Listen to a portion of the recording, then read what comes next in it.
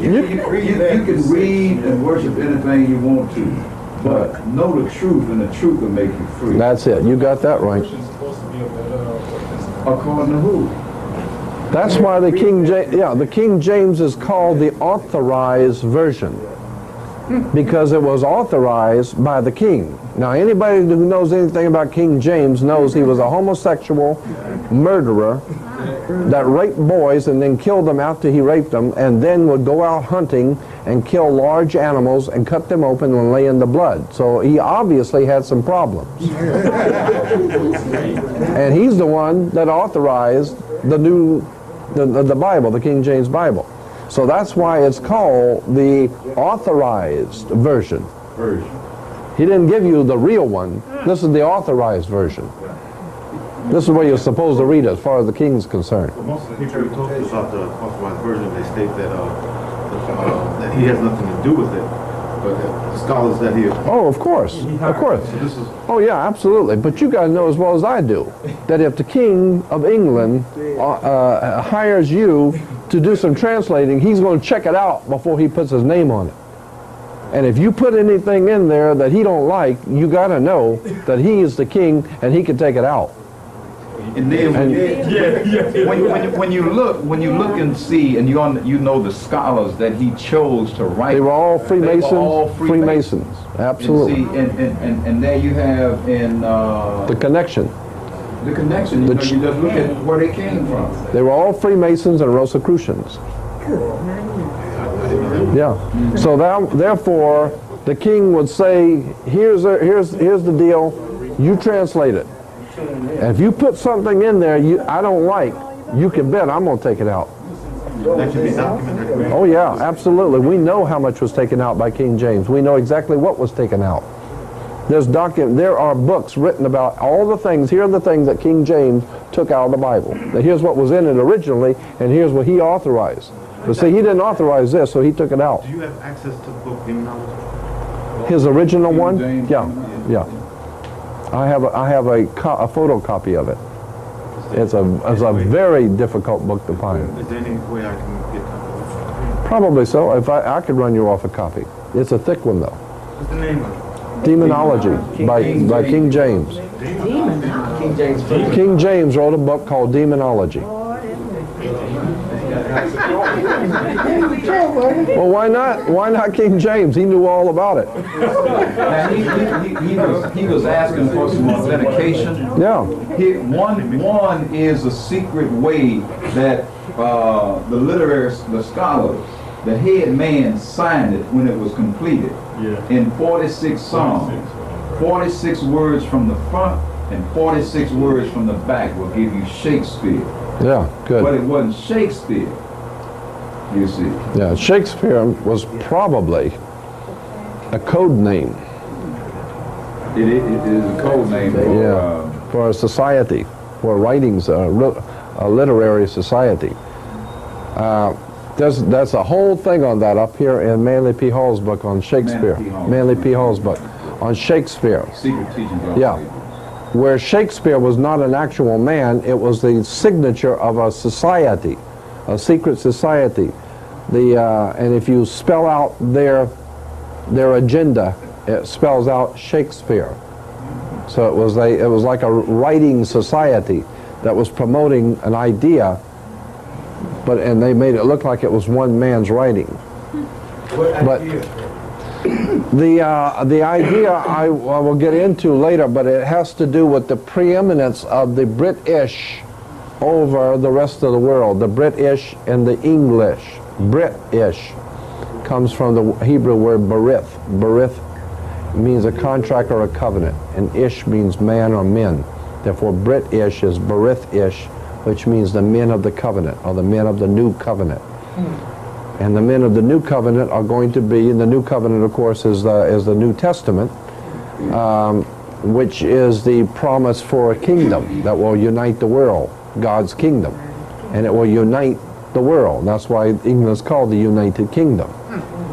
And when the King of England is crowned, listen to what the Archbishop of Canterbury when he reads to the new king his oath of office. It says that something to the effect that you are taking this position of King of England for Jesus Christ. And until such time as Jesus Christ comes back, you, the King of England, are King of Kings and Lord of Lords. And see, if Jesus don't come back, then you're God. You're as close to God as anybody's going to get. Yeah. But that's interesting when you see that the King of England is the vicar of Christ, and then the Pope says, wait a minute, what just went on here? You say you were the vicar of Christ? And the king said, yeah, that's me. I'm standing in for Jesus. And the Pope said, what you think I'm doing here? Yeah, you got a problem here. And so they broke apart. How sincere was the Pope last week on abortion? He just marked us on, he don't think it was very humane, there's a great danger going to happen if they keep up this abortion. Well, of course there's a great danger. You're going to be killing Catholics. Hell, he needs Catholics. That's it. And the more Catholics that die, and the more Protestants that are born, that's the whole idea behind the abortion thing. The Catholics don't, the Pope does not want abortions because he don't want people killing Catholics. He wants Catholics to have 6,500 babies. Because every time you have a baby as a Catholic, that's one more vote for the Catholic. Catholic and Masonry, they're very much connected. Yeah, the Catholic Church is a Masonic, Semitic Masonic order. That's why the Pope wears the Jewish yarmulke. So they still don't have any conflict? Yeah, that's right. I'll get into that later, showing you how both of them know that there's no conflict at all. It's ordo ab chaos, order out of the chaos. Here is another classic example. This is the ancient Incas. And they're up on the altar. There's the altar. And they're worshiping God's Son on the altar. So when you go to church and you see the priest up on the altar, he's worshiping God's Son. Just remember, hell, the Incas were doing that 1,000 years before Christianity. Incas, Mayas, Aztecs, the Toltecs of Mexico, the Egyptians, everybody else, they all worship God's Son. The light of the world. Well, of course the Son's the light of the world. Well, just as you have seen him go away on a cloud, he will come back and return on a cloud. That's right. Go out here in the ocean at night and watch and see if the sun don't leave the world on a cloud. And check it out tomorrow morning when it comes up in the morning and see if it don't come up on a cloud. So just as you see him leaving on a cloud, that's the way you're going to see him coming back, is on a cloud.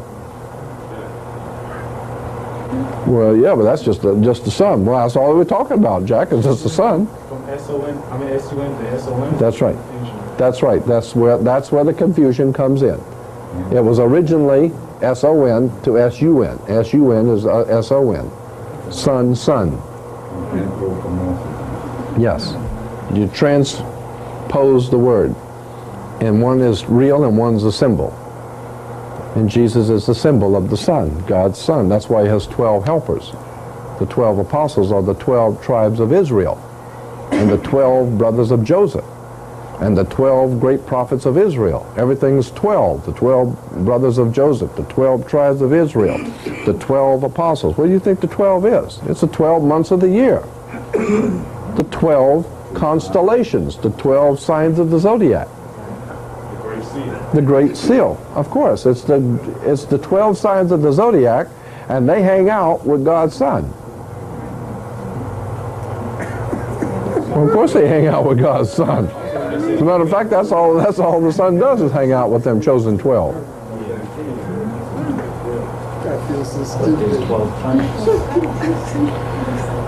And that's why, remember the story is that Jesus was betrayed in the temple. Okay? This part of your brain up here where your head is called your temple. And Jesus is symbolically the truth and the light. He said, I am the truth and the light. He doesn't say, I represent the truth and the light. He said, I am the truth and the light. Because the Son is the truth and the light. Because at nighttime you can't tell what's going on. But when the sun comes up, that is the truth. You will see it right here. You're in the light. And so therefore the Son says, I am the truth and the light. Therefore, if you turn away from the truth, when someone's giving you the truth, but you can't handle it, and you turn away, and you turn back, that's the way you react to something that's too bright. If the wisdom that's being given to you is too brilliant, and you can't handle the light, you turn away from it, because that's too bright. Like Dracula. That's it. So therefore, that's right, you can't handle the light.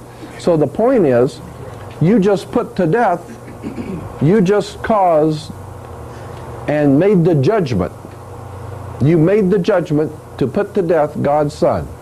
Where? In the temple. You just decided you don't want to hear it no more. That's it. So you just give him the judgment. He's going to die. Now when he dies, where does he die? Where does the truth and the light die? In your head. Skull place, Golgotha, the place of the skull. Is that the tree of life going up your chakra to your brain? Oh yeah, the tree of life is the chakra that goes up to the brain, right. Is that in relation to George Washington cutting the tree and keep it from blooming maybe? There's all kinds of connections can be made.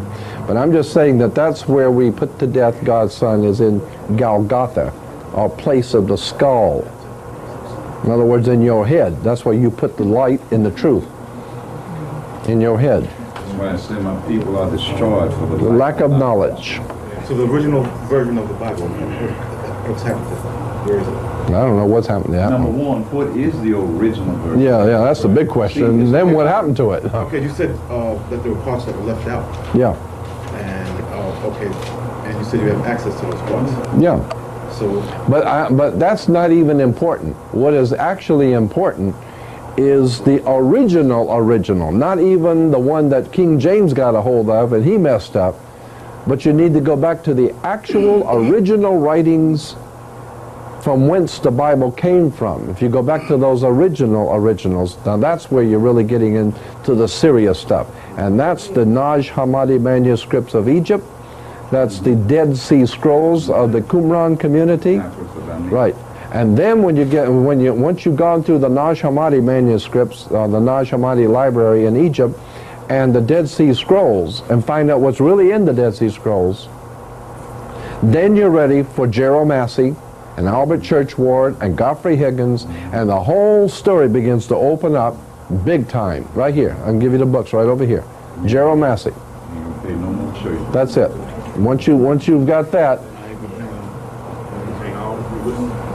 yeah, then you wake up and find out that there's a whole world of knowledge that you haven't been told. And they figure that that's I've had priests and ministers tell me that kind of information right here is on a need-to-know basis, and poor folks don't need to know. They all know it. If they went to seminary, they know this. Why do you think they call it a seminary? Cemetery. What's the name of those? Seminary. Seminal fluid. That's it.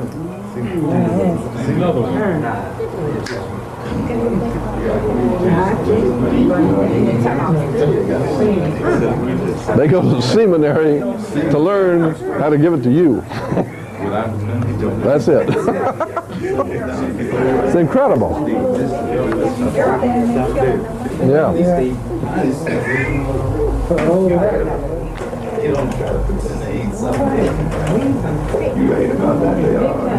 When we're told that the Messiah dies with the crown of thorns, remember? Okay. Now the crown of thorns is like the Statue of Liberty has the crown of thorns. Because the sunburst is a crown of thorns. Right. See? The rays of the sun. All these are ancient. Here's the old ancient Assyrian god in the 1st century. See the rays of the sun? Here's the crown of thorns, the sun rays. The rays of the sun are the crown of thorns. The Statue of Liberty has the crown of thorns.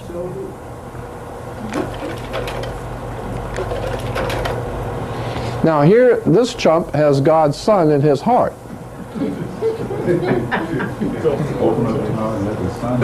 That's it. So therefore, when you hear Christians say, I've just got the Lord in my heart. You say, well, shoot, man, lots of people got that. but the sun in your heart. Now here is an Aztec priest. Now you know, people, you've heard Christians say, you've heard church people say that they have given their heart to the Lord. Right. Yeah. Okay, I'll show you where that comes from. Here's where that comes from. The Aztec priest offers up the heart of a sacrificial victim to the sun god. There's God's sun. See? There's God's sun. See the fire? And there's the sun. And here's the priest, and he's offering up some chump's heart.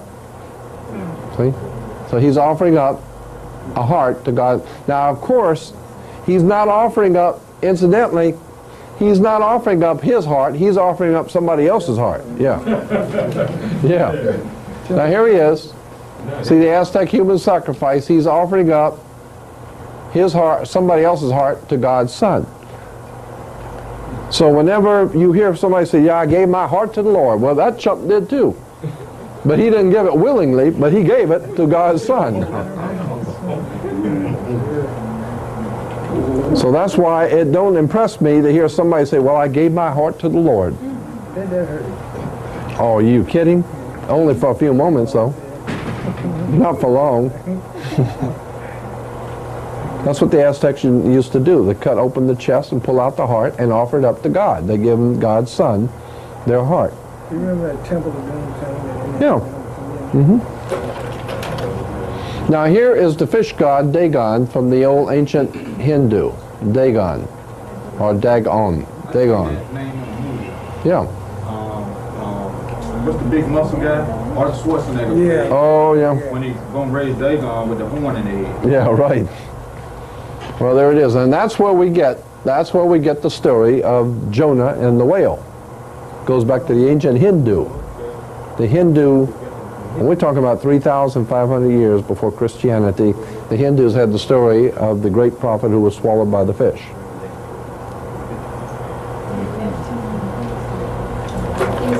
Now, Mr. George, Maxwell, you missed one of the slides. Maybe it's about the fifth one now. I was trying to interrupt. You didn't comment on that one. Which one was that?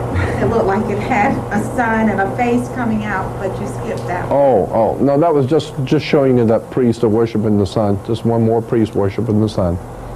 Because all priests. Well, you didn't have on the mushroom head. I didn't know. Yeah, well, no, not all of them. Just the Hebrews had on the mushroom head. You know, but all priests in the world worship the sun.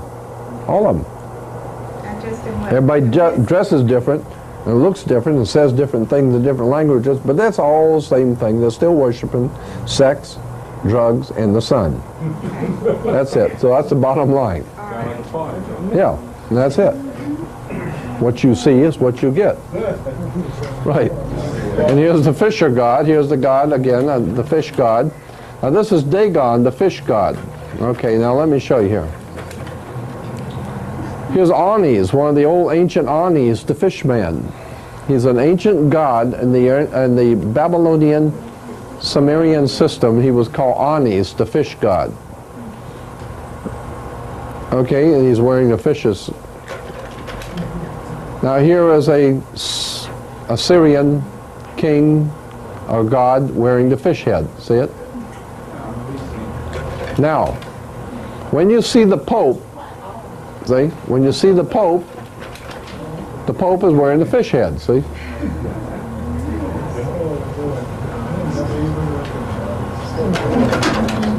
So here's the chump wearing the fish head. And there it is. You should have known there's something fishy about this thing to start with. Should have smelled something wrong to start with.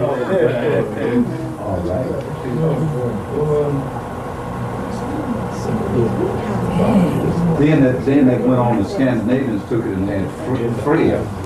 Precisely, and that's why they eat fish on Friday. Freya's day, or Friday. Friday comes from Freya. Freya. And Freya is the fish god. Therefore, the Roman Catholics eat fish on Friday to honor the fish god. I think all the fish markets know about that. That's right, of course. So all the trucks are being on Thursday. That's right. And that's why all the fish markets are not going to care that I'm out here blowing the whistle on them. It's incredible. Okay, now that's part one. How do they know how to make the symbols and not the last slide? If you had not shown that, I would not have known, and maybe some other people. So how do they know to make it where it will not appear to be what it is? Well, if you don't know what it is, it don't make no difference how they make it. You don't know. They don't want you to know. If you don't know what the story is, they can make it you make it anyway. You wouldn't know. I have a lot more. Excuse me, brother. How you doing? I have a lot more. You were saying about those fish heads. What were they? Wait a minute, I want to tell the audience one thing. I got a lot more yet, so if you're interested, I got a lot more we're going to do. Now, what was your question? You saying about the fish heads? I was trying to write it down. What were those people celebrating again? Fish heads. I mean, what was their background again? You mean the Fish head? fish head? Oh, it's Dagon, D-A-G-O-N, Dagon. Dagon, the fish god. And that's why Jesus is called the great fisherman. And that's why Christians are called fish. Because you catch fish. And they clutch you. Fisher of men. You got caught. And that's why they say you got caught by pulling the wool off. I'm scribbling, so. The lamb. The lamb pulled the wool over your eye. So the lamb don't really have no real significance other than that. The what? Well, the lamb has a significance, yeah, it does. It goes back to the old Sumerian worship of the sun as the lamb. That was the sun, when it dies in the winter, was like a sacrifice, and consequently they sacrificed the lamb in relation to the sun. But I'll get into that later too. Incidentally, if you understand that the 12 apostles represented, okay, is that restaurant next door open? Yes. Yeah. Could somebody get a couple of those drinks that we had here before? The ginseng? Yeah, the ginseng. Somebody could go over and get a couple of the ginseng drinks. And then I'm going to get on with this.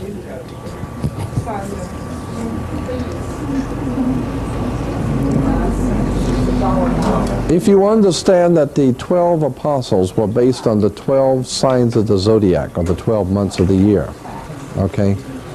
One of the signs of the zodiac is Virgo, Virgo the Virgin, right? That's one of the signs of the zodiac, is Virgo. And in the sign of Virgo the Virgin, she's holding a baby, and the baby is called the newborn one, or the sent one, the anointed one. Consequently, when the sun moves into the constellation of Virgo, it is said that God's son is born of a virgin. Virgo the Virgin. And that's what it means. And Jesus is said to be the Lion of the tribe of Judah. The lion is Leo, the constellation of Leo in the summer. Then we're told that Jesus was betrayed in the temple, and Judas, in order to identify him so he could be killed, went out and kissed him. He gave him the kiss of death. He went out and kissed him. Is that right? Yeah. That's where we get the idea of the kiss of death. Because when the whole thing has to do with this, to understand why Judas kissed him, it has to do with the scorpion. Fall is in the constellation of Scorpio. Scorpio is one of the constellations of the zodiac, Scorpio. And that is late October, October 23rd to November, into the middle of November. So it's late October into November, which brings on fall. And consequently, fall betrays God's son, who is going to now die in winter. The sun is now going to die in winter. And consequently, the constellation of Virgo is the scorpion. And it is a very interesting point about scorpions that most people don't know. If you get stung by a scorpion, scorpions have 2 stingers, not one on top of the other.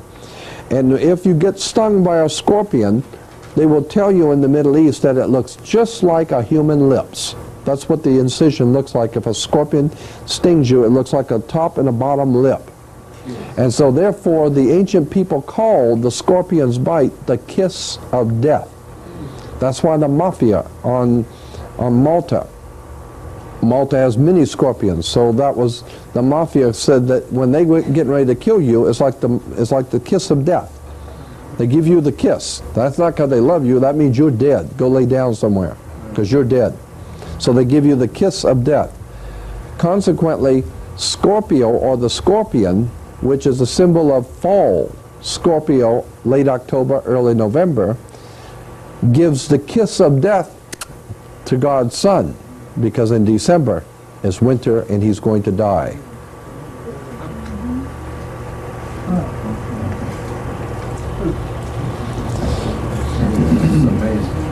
And then I might as well go and finish this off. I'll finish this off. Something happens in December that's very interesting that most people don't know. The ancient people knew it because they saw it. We don't know it. The calendar, the round sun calendar, like the Aztecs, the Mayas, and the Incas, and all the Egyptians, everybody had those round sun calendars. The calendar had 360 degrees or notches in it, 360 of them. It's called a 360-degree circle. And then they had the stop in the middle, which was the sundial. And so each day the sun would hit the stop and hit on a degree. And so each day the sun would move 1 degree. Each day the sun would move, and I'm going to go back to the pictures in just a minute. Each day the sun would move 1 degree on the round sundial. And at the end of the year, it would start here. At the end of the year, it would have moved all the way around to the 360th, and that's what we call a solar calendar, 360 days. But they didn't work out, so the Egyptians added 5 days, and today we call it the calendar we have now is 365 days. But the point is that every year the sun moves further and further south, and the further it goes south, the colder it gets, until finally it hits the lowest point, I guess this is south, the lowest point in the southern sky.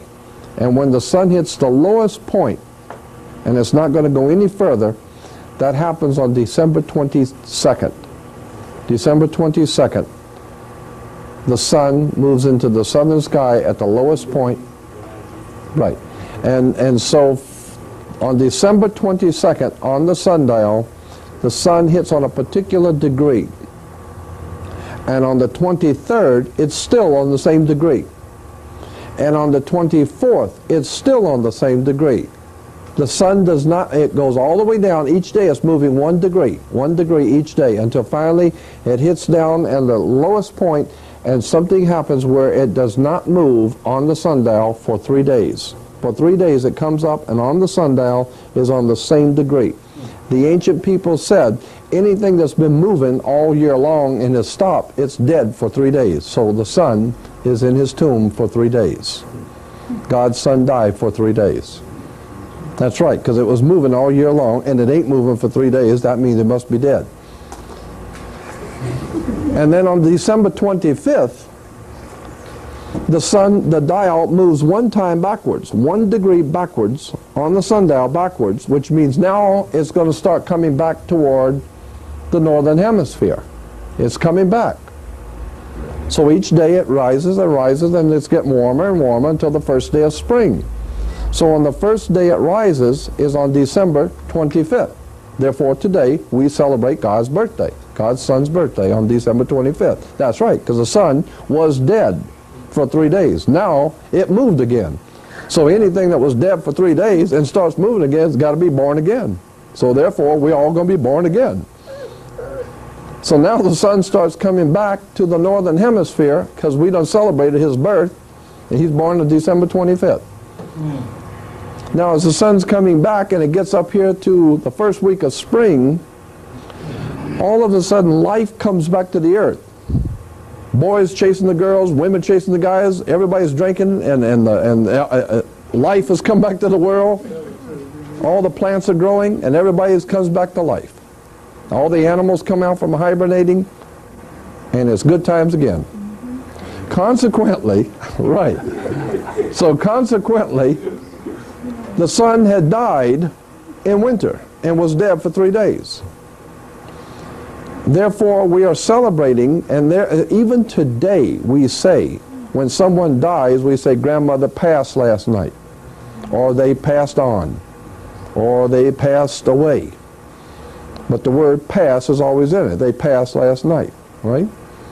But the ancient people said that, that when you died, you passed over. Because see, you were here, but you died, now you're over there, wherever there is. Well, that's where you are now, because you passed over. From the east bank to the west bank. That's originally from the east to the west bank, right. But the point was that you had passed over to another life. Therefore, the sun was dead in winter. It's come back in the spring. So the ancient people, 2,000 years before Hebrews ever existed, they celebrated the first week of spring, and they called it the Passover. So today, we celebrate the Passover, a very holy occasion. No, it's the first week of spring. Damn. Ain't nothing holy about that. The first week of spring. And then, the Christians celebrate the resurrection. Of course the sun's resurrected. It was dead in the winter, and it come back in the spring. Now it's resurrected. And therefore, you got to have, now you understand where the Passover comes from. The Passover is nothing but the sun that passed over from the death of winter to the new life of spring. It passed over. I don't know what's so special about that. It happens every year. From the low to above the celestial equator. Right. I love it. Now, if you understand that, for the first time you will understand why God is referred to as He. Why God is He. We refer to God as Him and He. Why couldn't God be a sheep? I mean, after all, a woman's the one that gives birth to the babies, and the woman's creating life, and if only God can create life, well, that's what the woman does. Well, the ancient people said the woman represented God, not man. Man represented a lot of things, but God ain't one of them. Right. So if there's anything godly, or nurturing, or holy, or righteous, it's the woman, not the man. And consequently, the ancient peoples understood that. And they had goddesses. And the very earth was your mother. Mother Earth, Mother Nature. The earth was your mother. And therefore in the spring, when the rains came, that's the sacred fluid impregnating Mother Earth. Now if Mother Earth is being impregnated by that sacred fluid, it must be from the Father who is in heaven. And that's where we get the idea of God the Father. There ain't no God the Father. It's just rain coming in to impregnate Mother Earth. The original God in the Hindu religion, one of the absolute oldest gods in the Hindu religion, his name was Rain, R-A-I-N. That's why today we call the sacred fluid that falls from heaven rain. But that's where it comes from, the god Rain, who was the great male who impregnated Mother Earth. And consequently, you can't have that kind of, you can't have that kind of activity, the father impregnating the mother, unless you have a wedding first. You don't want to be doing that kind of stuff until after the wedding, right? So consequently, in the ancient world, of Phoenicia, Canaanites, the Phoenician, Canaanites, Sumerians, and all that area around Babylon, they celebrated the first rain as being the first conception from the male into the female. So they celebrated that first spring rain, and they called it the marriage feast of Cana, where Mother Earth asked God's Son to draw water so he can make grapes grow into wine. So therefore he transposes water into wine. Of course he's transposed. He draws the water and makes it rain on the grapes, and we're going to have wine. And in spring we all get drunk and go out and chase women. That's it. That's the name of the marriage feast of Cana. All of these are nothing more than stories. They're just stories. That's why the Bible's called the greatest story ever told. Not the greatest, it's not the greatest collection of facts. It's the greatest story. Why? Because it's the oldest story in the world. That's why it's the greatest story. As a matter of fact, it's the only story in the world. Hell, this one goes all the way back to day one. And every culture has told it different. Every culture has their own story. The Egyptians had their story, and their city, where they worship God's sun, was called On. The Greeks call it Heliopolis, but it was actually called On. That's why when you walk in a room, you flip a light on, because it was the city of the sun, light. And consequently, every culture has always told the same story, but the problem is the story originated in Africa. It originated in Africa, on the Nile. It was picked up eventually, and there were even cultures before that, but they were not as prominent, and they had not codified this belief system. The Babylonians and the Sumerians, they had the same ideas, same stuff. But the Egyptians took it and they made it into a religion. And they codified it and wrote it down. And if you're going to do it this way. And they had it all written down. And when you understand it all and begin to read it, it all makes sense. That's why the Bible's called the greatest story ever told, because it's the same story that's been told from day one. It's just been told in a different way, and you didn't see it. For many would look with their eyes and not see, and listen with their ears, but not hear, and with your heart not get the sense of it. I had a question. What's the name of Africa before it was called Africa? There was, Called something else. yeah, I know. There were two words for it. One was called chemi, from which we get alchemical or chemistry. But there was another. Wait a minute. The land of Syriac. Yeah, the Kebulan. Yeah. And well, that's right. Yeah, but it wasn't called that. But I'm saying that it was referred to by many people as the land of Syriac. From They said the word Africa is a French. It was just made. well, yeah, the word today Africa probably is because. Yeah. What? Alpha comes from the Greek for black. Alpha. Then you had in here Ruth. Ruth is birth canal. That's what the yawning symbol was called. Yeah, of course it was. Yes. It was called Ruth, from whence you get the name Ruth. Yes. All right. Then Ka. And then you get the word truth from Ruth. Afruika. All right. The black soul mother. Yeah. Black mother soul. That's according to J.A. Rogers. But there's also many, many other writers, many other authors, many authors. Yeah, we haven't been told the half of it. Oh, wait a minute, I got the wrong thing here. Let's start with this one.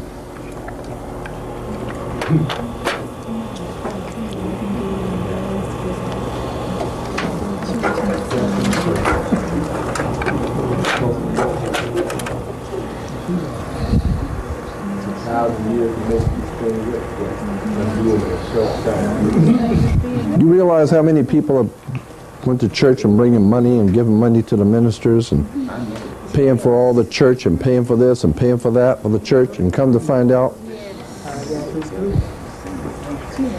and all the time the ministers know this. They just ain't telling you. But hell, it beats working, don't it? Well, can't knock that. Don't knock it. Nothing wrong with that.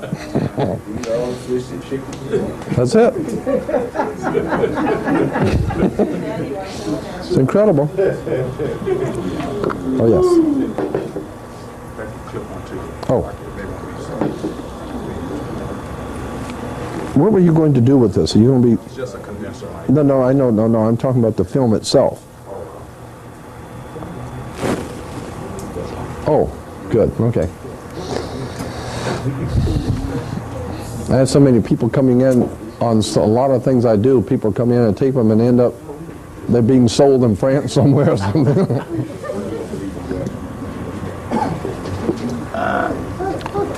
And they're yours, that's all right.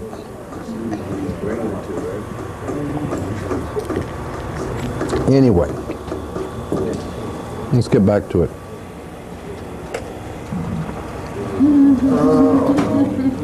Yeah. Now the rose,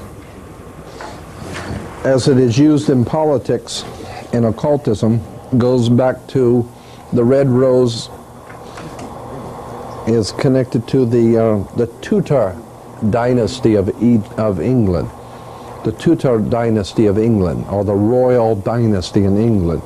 Their symbol of the royalty of England is the Tudor red rose. Why the red rose? Because they're reds. Communism is referred to as red. The scarlet-colored wild beast in Revelation, scarlet-colored wild beast is red. And therefore the rose is the red rose of socialism and communism, which is the brains, is England. England is the brains behind socialism and communism. The Soviet Union, all of this communism going on, socialism, it's all British royalty. They're the ones that come up with the idea. They're the ones that had to finance the Bolshevik Revolution, the Communist Revolution. And so all their friends here in New York City, and all the big shots in New York City, Chicago, Citicorp Bank, and all that gang, all of them, they all put their money in with the British royalty and finance all the socialist movements throughout the world. What was the purpose in doing that? To collectivize labor. To collectivize labor. That's why you have a painters union, plumbers union, and the Soviet Union. It's one big union. One big union. Everybody works for the boss. Remember the Union Army? That's right. Exactly. It's to collectivize labor. Get everybody in the world to work for you.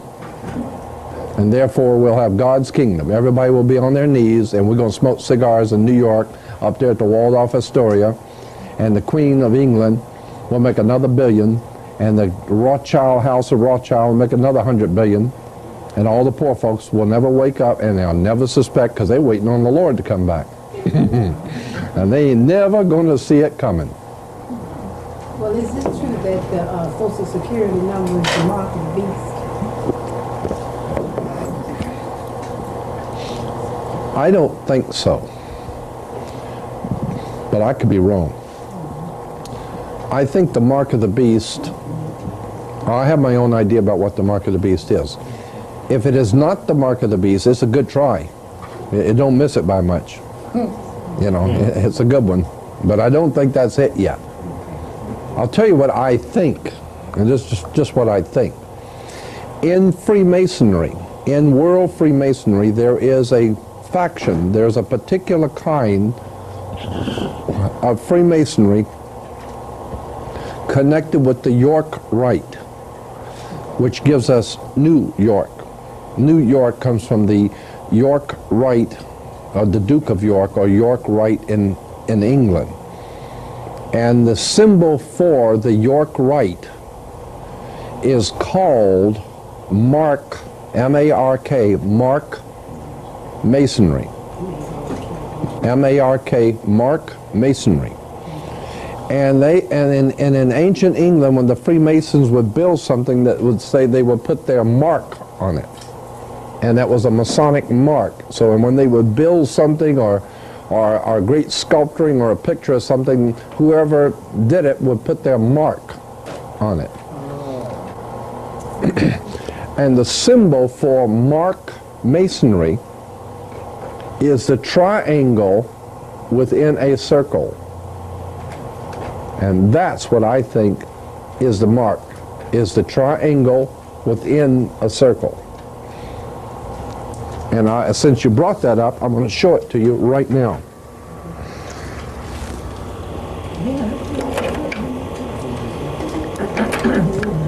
Here's what I think the mark of the beast is. Since you brought that up, let's look at it. Because that's the first thing on this is the mark. Here it is. There it is. Oh, right there. That's the beast. Yeah, that's it. Yeah, as a matter of fact, huh? Yeah. Right over the oh my goodness. There it is. See it? The circle and the triangle. Okay? Now, let's see how that works out. Here it is again. The triangle and the circle. The circle has to do with the sun, and the triangle has to do with the pyramid. Because the pyramids were always used in relation to worship of God's sun. And the circle and the triangle, which is a symbol of marked masonry. And I think this is the mark, the triangle within the circle. And if you saw the new movie that's out called Stargate, they not only were in Egypt with the pyramid, but what did they find at the very beginning of Stargate? The circle. And when they picked up the circle, did you see it? Did you see the movie? Oh. And when they pick up the circle, what do you see in the circle when they pick it up? Is the pyramid in the middle. Now you have the circle with the pyramid in the middle, or the triangle within the circle. Now here is a dictionary of Freemasonry.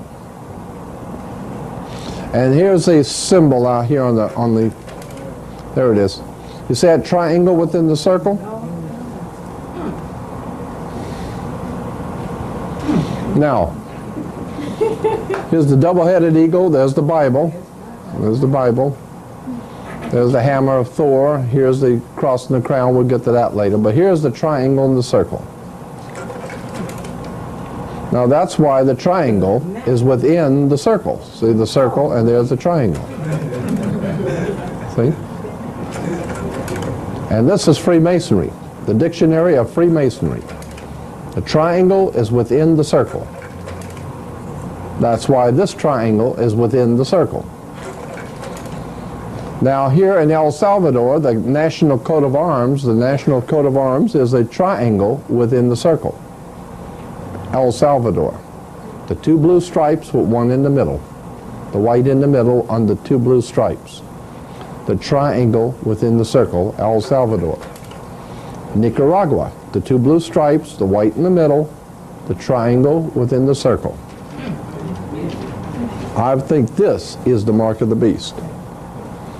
I got a lot more reasons for saying that. I got a lot of reasons. I can talk to you for an hour and a half on just this symbol right here of the cross, of the triangle and the circle, and why I think it's the mark of the beast. I'm just showing you some of the light stuff. Now here is some poor fool. He's on his knees to the Lord. And what do you see over here is the triangle and the circle.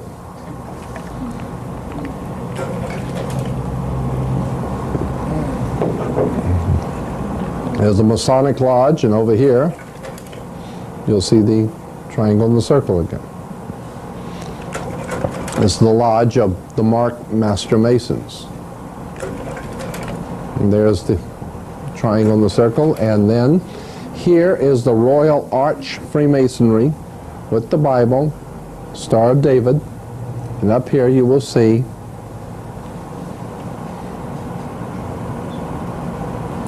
up here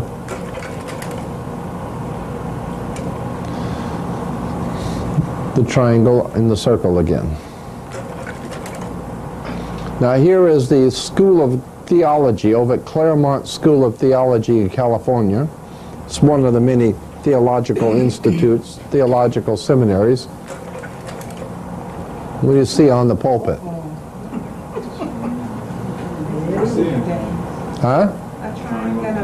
Right there. Right on the podium. Right on the podium.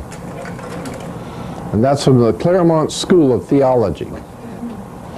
So when you see the minister and the preacher on the podium, better check out the symbols, because that's going to tell you where he's coming from.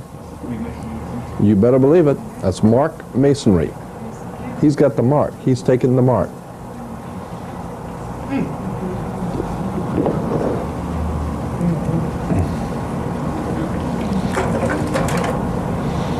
Just give you an idea how you see this all the time, the triangle within the circle. Yeah. Space flight. Now, all right, now I'm going to get into the thing I was talking to you about Jimmy Carter before.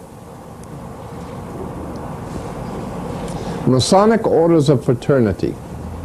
The direct descent of the essential program for the esoteric schools was entrusted to groups already well conditioned for the work. The guilds, now follow this because this is going to be a rather heavy duty and deep stuff, but I'm sure you'll find it to be very interesting. The direct descent of the essential program of the esoteric schools was entrusted to groups already well conditioned for the work. The guilds, trade unions, similar protective and benevolent societies have been internally strengthened by the introduction of a new learning. The advancement of the plan required the enlargement of the boundaries of the philosophic overstate. A world fraternity was needed, sustained by a deep and broad program of education according to the method. Such a fraternity could not immediately include all men, but it could unite the activities of certain kinds of men, regardless of their racial or religious beliefs, or the nations in which they dwelt. And here's the point. These were the men of towardness, the sons of tomorrow, whose symbol was a blazing sun rising over the mountains of the east. So it's talking about the Masonic orders of fraternity, and they were saying that if we're going to form a world conspiracy, you can't bring all the people into it at one time, but we could pick out certain people from different races and different groups who have learned how to go along to get along and know what to kiss and when, you know, and have proven themselves that they love the money and the women and all the other fun things that go with being on the in crowd. And we know we can buy them. So we can begin a new learning. An advancement of the plan required an enlargement of the boundaries of philosophic overstate. A world fraternity was needed, sustained by a deep and broad program of education. We got to teach all these people what to kiss and when and what all, you know, how to do it and how not to do it and what to believe and what to think and how to think. And that's what we're going to call education. And we're going to send them to school, right? And when they come out, they'll know exactly what to do and what not to do. And don't ask no questions. That's right. Then it says, these were the men of towardness. Now what I'm doing right now is I'm sharing with you something I haven't even gone into very much, because I'm getting ready to do a major story on this. I'm going to do a major story on this one. So I'm kind of breaking you in on some of the stuff I'm going to do. These were men of towardness, the sons of tomorrow, and here it is, whose symbol was the blazing sun rising over the mountains of the east. So the people who are putting this all together, they were called the men of towardness. Why? Because they've always been working towards something. Which way you travel. That's right. Yeah, always working toward. The Freemasons and the bankers, every day, they just work along. They don't hurry. They're not sweating. They're just working every day. They're working toward that wonderful day, when that day will come when the whole world will finally be on their knees and they will finally have you where they want you. And it may take 100 years, it may take 300 years, it don't matter. They just every day are doing their thing, working toward the day when they're going to own you. Okay, so they're called men of towardness and the sons of tomorrow.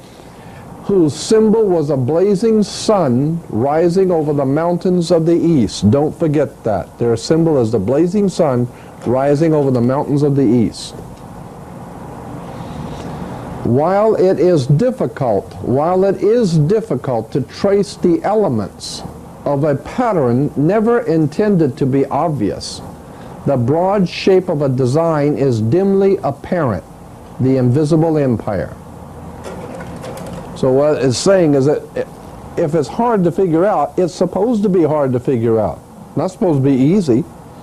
But you do your homework, it'll all start to fall into place. It'll all start to make sense.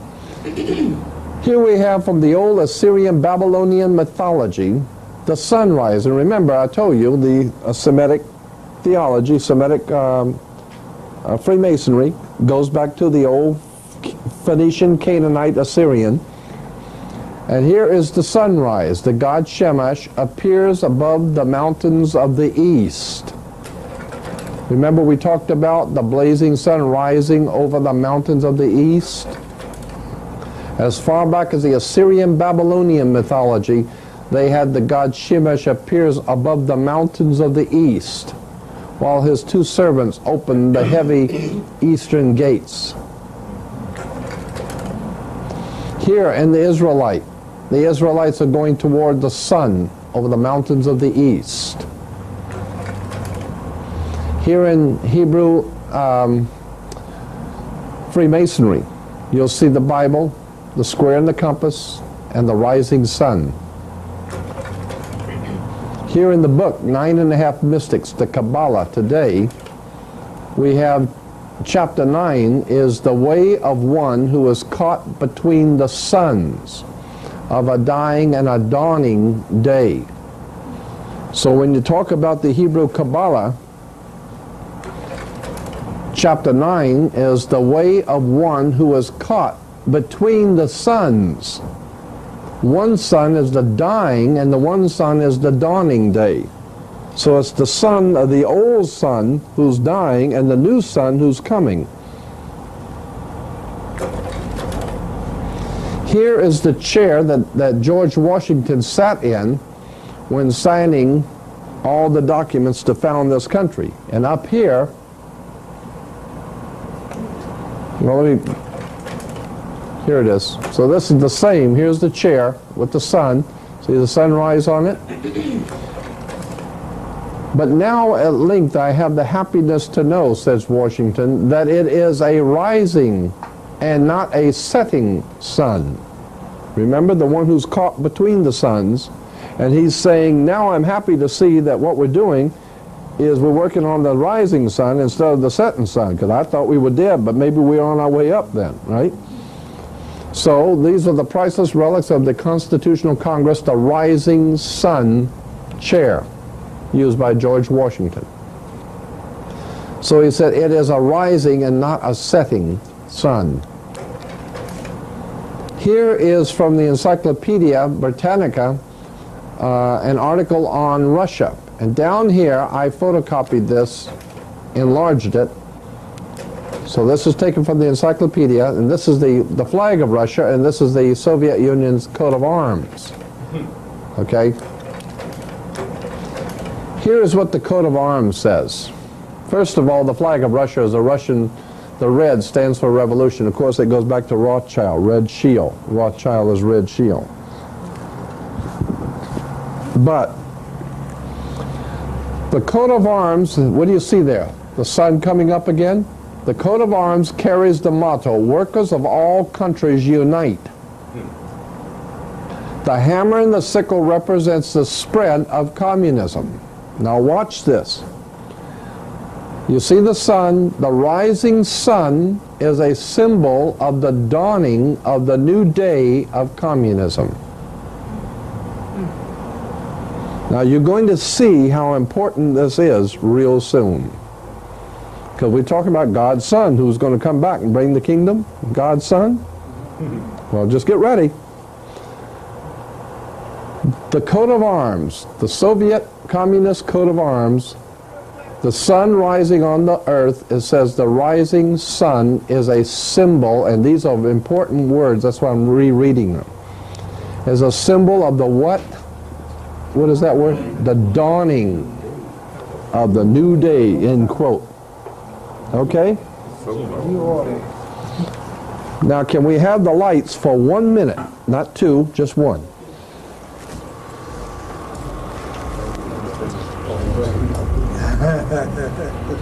Jimmy Carter. That's him. On the back, when he was inaugurated, he said, "I see the sun rising on a beautiful new day." Okay? Flashing there. Uh-huh. So you came from the back. And when did he say this? "I see the sun rising on a beautiful new day, on a beautiful new spirit." When did he say this? Dawn. The dawn of November 3rd. D-A-W-N. Okay, that. He got up early so he could see the sunrise and gave a speech in which he said, "I see the sun rising on a beautiful new day." That was a ritual. As a ritual. Let them know that he's in tune. That's it. You let the boss know that you understand. Okay? I see the sun rising on a new day. That's right, the new day of world communism. Excuse me. Does that have any significance with a lot of the corporations now hiring the former KGB agents Precisely. and security Precisely. in That's right. companies that we work for? That's right, a new day of communism. See, communism is not dead, it has mutated. Which companies So- do that?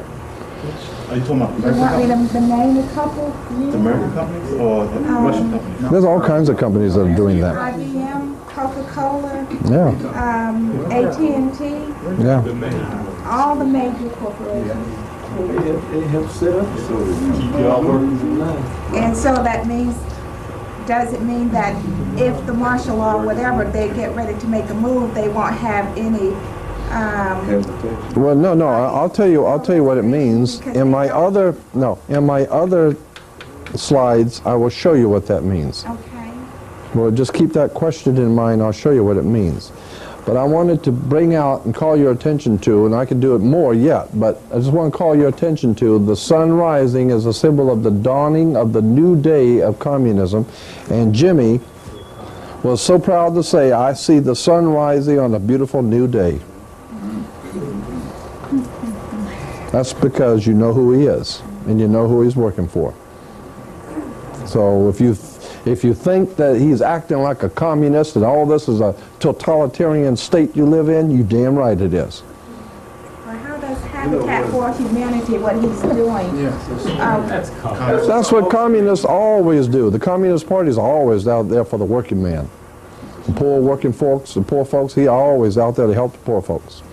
This way they're going to even be poor when he gets through with them. You want to give your baby some shots. Yep. You know, when Bush lost to Clinton, he said, "It's the same game, I'm just passing the ball." That's it. That's my time now. That's right. I heard that houses that they build for the people, that if you die, it goes back to the either Jimmy Carter or the people that own it. Sure. So therefore, all the work that you put into it, you're really not gaining anything from it. That's all right. That's the way it is in life. That's it. Well, that's the way it is right now. Do all you want out there. You don't own nothing. You don't own nothing. If you don't have Lodial title on anything, you don't own nothing. There's a world of difference between getting a title. He's really not doing anything. No, I know. So, you know, it may make it seem like he's doing something, but all the money is going to go back to either him or his family. That's right. That own it. That's why New Day was put in quotation marks. That's right. So-called New Day. Just one important thing on the Lodial. Will you create the Lodial title, or you go get one from the person who's trying to own your property? No, you have to get it when you buy something. If you buy a car, you have to, you have to get it from the company. Well, whoever you buy something from, you have to buy it and get a Lodial title, and they can give you a Lodial title. They just don't let nobody know you can do that. But if you buy a new car, you can get a Lodial title. You buy a home, you get a Lodial. Like person to person. No, No, no. No, it's different. But I'm talking about if you're buying something, you need a Lodio title.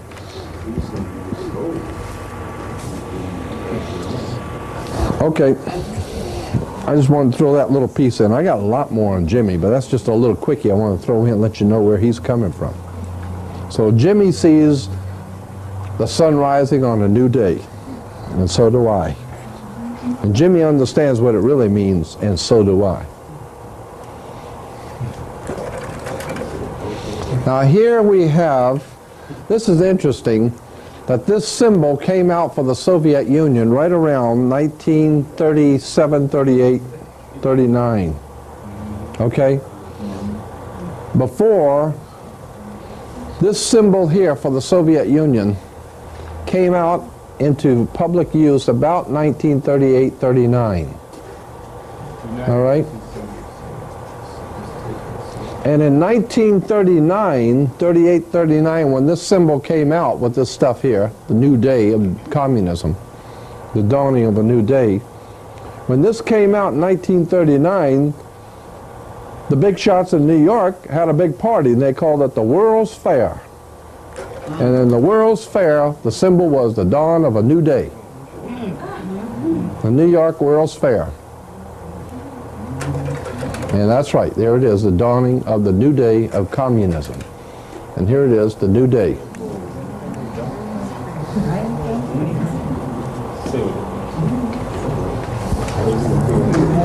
And that's the New York World's Fair. New York is the Empire State, remember? The Empire Strikes Back. Well, who's doing the striking? The Jedi Knight. The Jedi Knight who is fighting with light, intellectual, spiritual light. And if you don't understand spiritual enlightenment, that's what the Jedi Knights are fighting with, intellectual, spiritual enlightenment. And Darth Vader, he's wearing the Nazi helmet, speaking through the pyramid. So what is the Jedi Knight represent? The Knights Templars, the Knights of St. John of the Temple. Yeah, going back to the old Knights of Malta, the old Roman, Nazi Roman. Remember Adolf Hitler's, in the Second World War, Adolf Hitler was in league with Mussolini of Italy and the Pope was signed concordance and contracts with the Pope. So, Adolf Hitler did. So you're saying that the Knight Templars is fighting Nazis? Yeah, the Knights Templars were the brains behind the Nazi party. Yeah.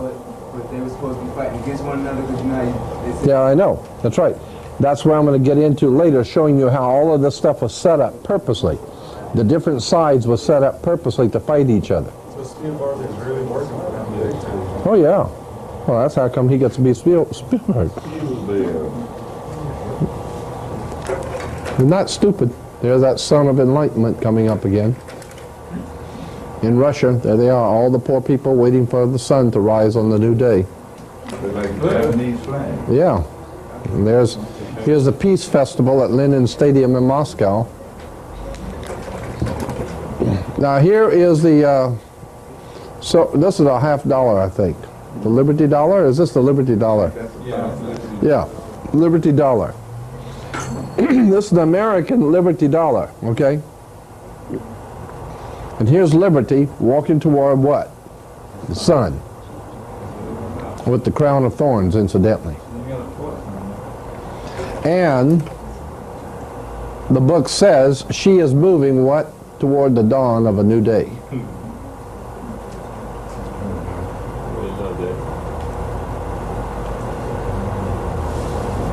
So all of our coins celebrated the coming of world communism.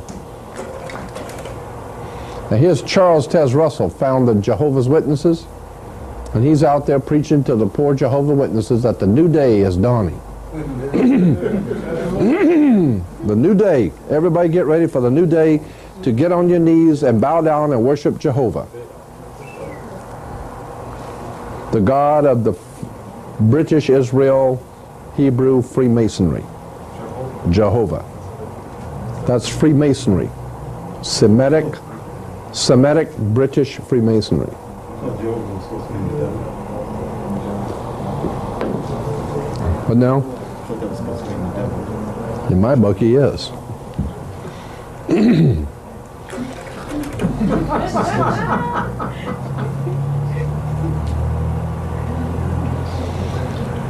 Here's Jehovah's Witnesses. See the Watchtower and Bible Tract Society? Where you see the sun coming up between the mountains of the east. And where they talking about the government that will bring peace. And that's right. It will bring peace. They got the artists working in on the tape. Yeah. As a matter of fact, the New World Order is going to be so peaceful that if you get out of line, you go into jail. They'll pacify you. That's right. And of course, if you really get out of line, then they're going to really make it peaceful. They're going to kill you. Cemeteries are real peaceful. So if anybody gets out of line, they're going to make sure it's going to be plenty peaceful. Cut your head off. If you've got any ideas about thinking about fighting this or demanding your freedom and liberty, you don't have no more freedom and liberty. From here on out, we're going to have a perfect paradise government in New York. And as long as you understand who the boss is, everything's going to be cool. And everybody's going to work for the Union. Soviet Union, the Labor Union, and the New York Union. British Union. Now here's a Christian distributors in California, the Christian distributors. They distribute all the Christian literature, and they call the New Day Christian distributors with the sun coming up over the mountains of the east. So all the Christians going to the Christian bookstores, and they're getting all the materials from Christianity, and they don't realize that the company is called the New Day, bringing the sun over the mountains of the east. Now who do you think would be supplying all that Christian literature to the Christian churches?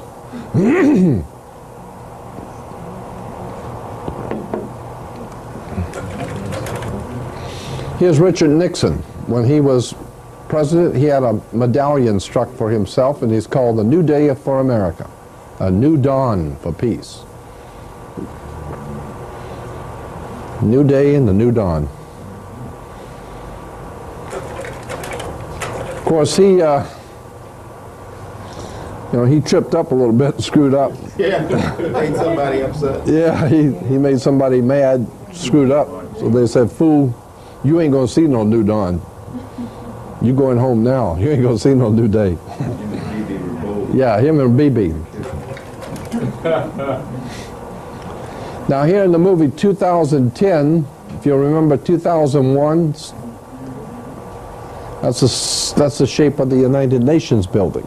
It's called the Smooth Ashlar in Freemasonry. Oh yeah. That's the UN building. And it's called the Smooth Ashlar. A smooth ashlar is a stone, a black stone. It has to do with the black stone of Mecca. The Kaaba. Right. All the black stones that were in the doorway of all Egyptian temples. That's exactly it. And that's why it's in the meditation room of the UN, of the United Nations, the black stone. Now here in a magazine, a cartoon magazine, on the, taken from this one, this magazine here, 2010, up here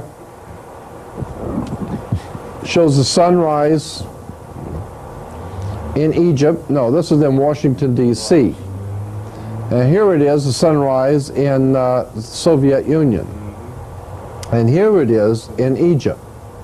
And then down here you will see the UN building perched upon, or sitting upon the waters of the nations, which water always represented the people. So the United Nations is perched upon the waters of the nations, or the waters of people. And down here in the bottom, it says, "And unlike on Europa, a new day, unlike any before, dawns." A new day dawns. For the United Nations now rules the whole world, and it sits on many waters, like the Bible says it sits on many waters, which means that it will one day take over the entire world, and we will be in a world communist state, and we will never ever know how it happened, because we were praying to the Lord all the time and never figured out how it happened.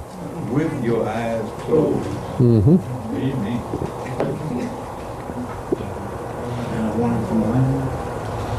Yeah, and a warning from the landlord. Here we have from Liberia. That's it. That's it. And there's Liberia, state arms of Liberia. And see the sun? And also the sun, which heralds a new day. There it is. The sun is heralding a new day for Liberia. Here is Romania.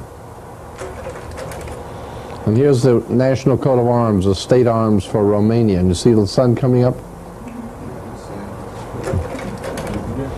The sun, rising sun, expresses the promise of a new day. There it is. The sun rising over the mountains of the east expresses the promise of a new day. Here's Mongolia. There is the guy riding on the horse toward the mountain with the sun. The horseman racing into the sun. This stands for the nation's advance toward communism. And that's Jimmy said, I see a new day dawning. Yeah, because he's helping advance our country into communism. Pale horse. That's it. I hate to tell you that, but it is the pale horse.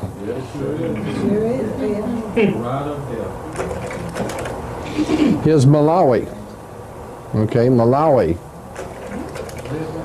Malawi added the sun to symbolize the dawning of a new day for Africa. There it is. Masonic Freemasonry moved into Malawi. And the people never saw it coming. They didn't understand it, had no idea what it meant.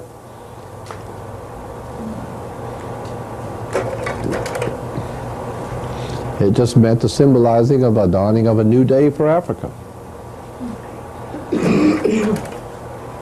Afghanistan, same thing, sun dawning. The main elements is the rising sun. Now here are class rings for high school and college kids. Class rings. See them standing there seeing the sun coming up over the mountains of the east?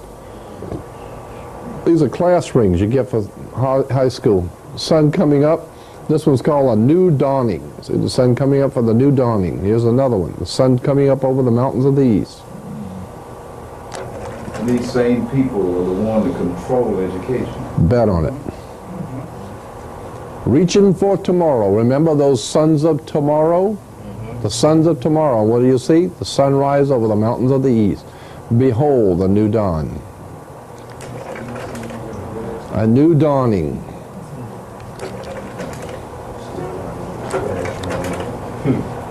Yeah, behold, a new dawn. Reaching for tomorrow. That's right, but those are kids' rings. High school and college.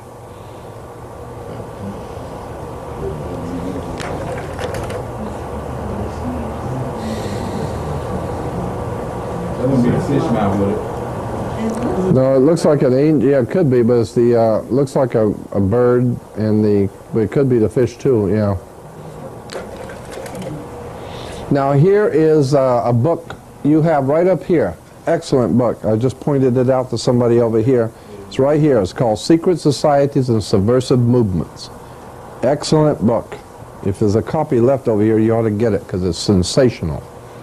Here, see again, I told you it was from the Christian Book Club of America. So you can write them and they'll, you know. But anyway, here's the Secret Societies and Subversive Movements by Nesta Webster. And in it, she's quoting this lady who was a member of the Aleister Crowley group. The Aleister Crowley group was called Stella Matritina in England. And this one lady who was a member of Stella Matritina came out of it, and Nesta Webster was interviewing her. And she said, the lady said, the same initiate has communicated to me, this is Nesta Webster talking, the same lady or the same initiate has communicated to me the following conclusions concerning the group in question, with the permission to quote them verbatim. The lady who was a part of the Stella Matritina in England said, I have been convinced that we as an order have come under the power of some very evil occult order, profoundly versed in science, both occult and otherwise, though not infallible, their methods being black magic, that is to say electromagnetic power, hypnotism, and powerful suggestion. And here is the point. We are convinced that the order, that's the Stella Matritina order in England, we are convinced that the order is being controlled by some sun order, after the nature of the Illuminati, if not by that order itself. Some kind of sun order?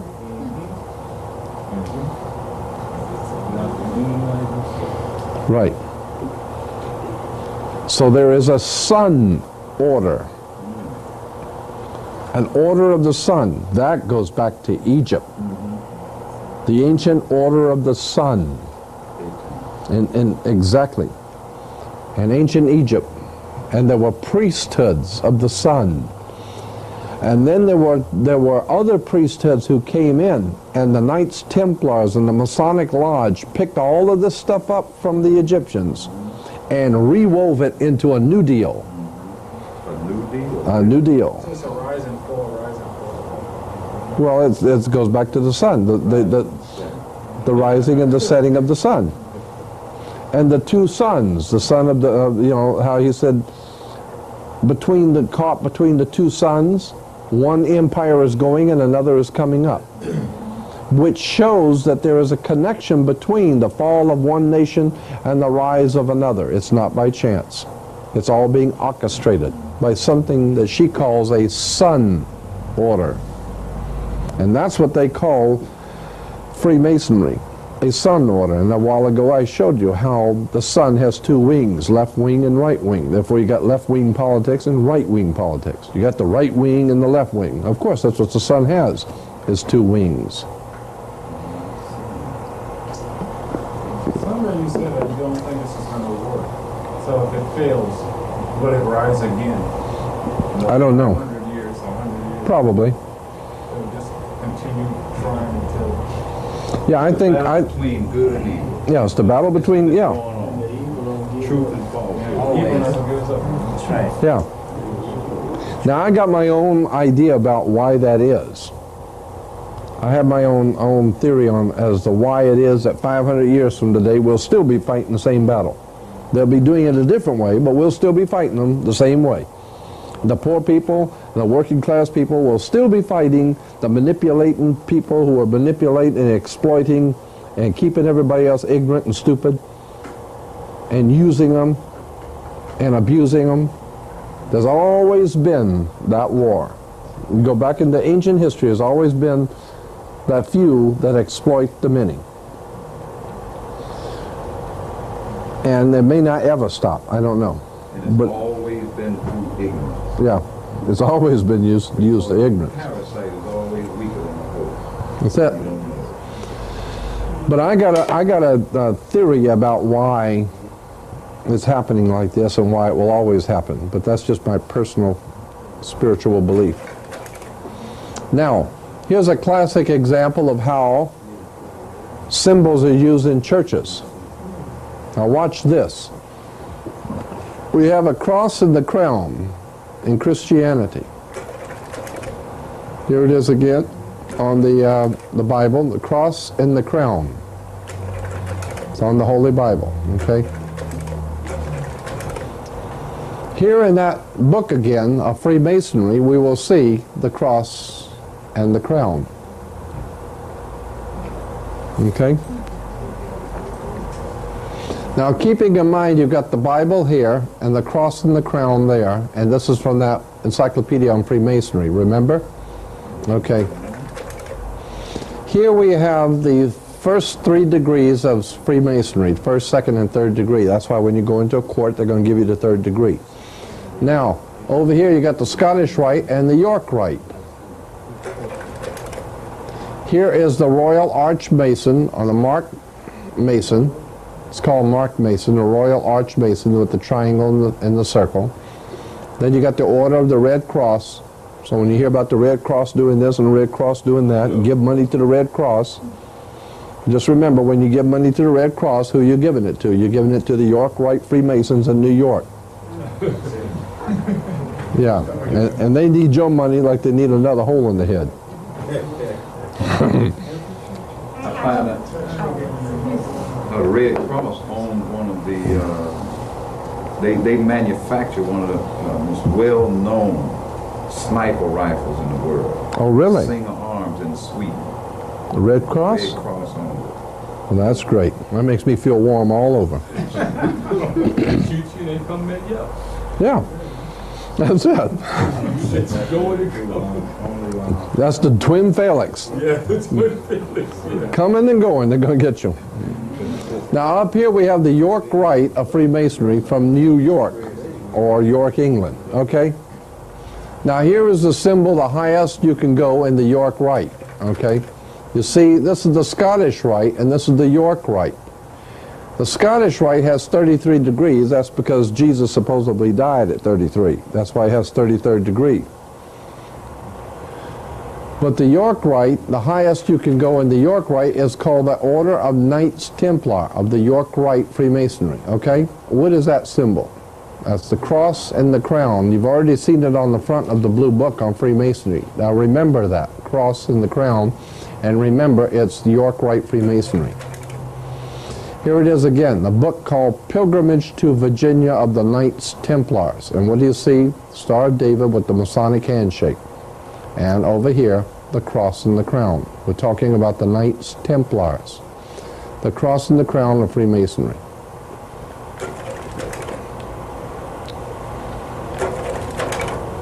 Here on Jehovah's Witnesses, the Watchtower, you'll see up here in the corner, there's a sun rising.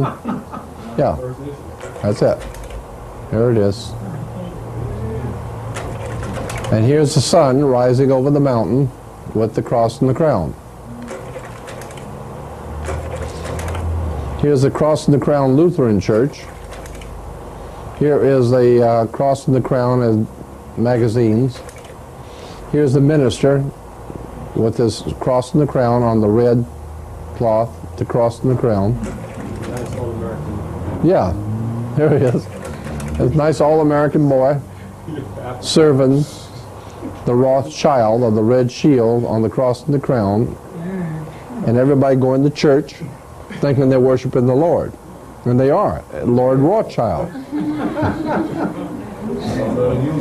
The landlord.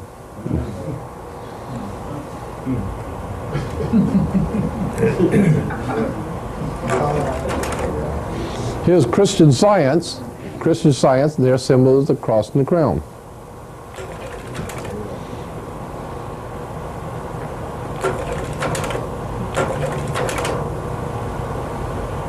It's everywhere. Here it is. Using as a wedding band, simply as a testimony of your commitment to Christ. And there you see the cross and the crown.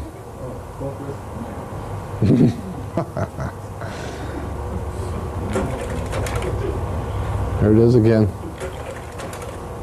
Now here is the Methodist Hospital of Southern California, and there he is, Methodist Hospital of. That's why the Knights Hospitallers, they call them the Knights Hospitallers. Again, you have the cross and the crown.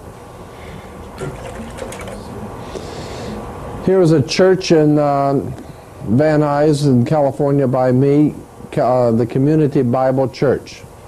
And this little circle right here, there it is, 12 signs of the zodiac, and in the middle there's the cross and the crown.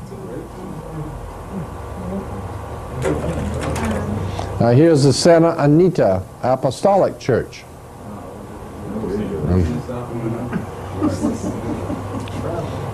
Santa Anita Apostolic Church, and there it is, cross and the crown. Here it is again. Here it is again up here at the top, see it? So people going into church, they think all that is so holy, but they better look up here. You better see who it's, you better see what they're doing here. Now, Here is something called the 90 and the 60 degree square of Freemasonry. I never do get these right. There's a 90 and a 60 degree. Anyway, this is the square of Freemasonry. Okay, there's the I in the dollar bill. But anyway, here is the square of Freemasonry. But around their necks, they're wearing squares also. See the Freemasons wearing the squares around the neck?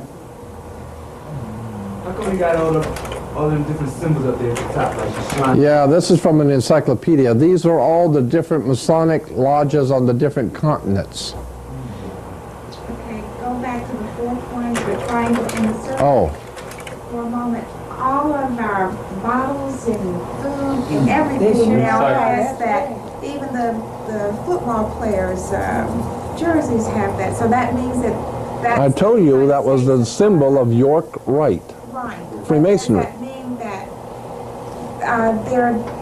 they're doing anything to your food in particular? Because everything doesn't have it, but most things do. And most likely, before the year 2000, everything's going to have it. See, they're starting little by little by little to adding it this, add it to that, add it to this. Bologna slice. Yeah, and then next week they add it to this, and next week they add it to that. And before you know it, one day you're going to wake up and you can't even go to the bathroom that is in the triangle and the circle everywhere. You walk into any restrooms and in the restaurants, they're all triangles and circles. So they haven't chosen by 1, 2, 3 in order what they want to put it on. Well, I don't know. They're choosing it randomly, or No, I don't think nothing is happening random. No, nothing happens random. They own the establishment. They control them. If you're going to get up in high in anything, if you're not in masonry, you're not going too high. That's it. And if you're going to open up, if you're going to have a building, you're going to finance the building of a building, and you get an architect, architects are Freemasons. That's it. Same thing with politics. So, if you're going to get money to build something, you got to get it from the bank. Banks are Freemasons. After you get the money, you're going to have architects build the building. Architects are Freemasons. You got to buy all the raw materials, the bricks and everything. That's who sells them, is Freemasons. Then you got to get people, the laborers that come out from the unions. That's Freemasonry. And when you get the check and take it down to the bank, that's Freemasonry. So the bottom line is, you ain't doing business in this country unless you do it with Freemasonry. That's it. What is the symbolism in the aprons again? The aprons they're wearing? The apron is the lamb's skin. It goes back to the lamb's skin. That's why when you graduate from college, you get the lamb's skin diploma. It's the lamb's skin. It goes back to Egypt. Anyway, there are two kinds of squares in Freemasonry. This is one square. I think this is the 90-degree square, and these are the 60-degree square. Okay, now I'm drawing attention to two kinds of squares. 90-degree and the 60-degree. Here's the 90-degree on the dollar bill, see? That's the 90-degree square. And that's this 90-degree square on the dollar bill. Now here it is. See the 90-degree square and 60-degree square.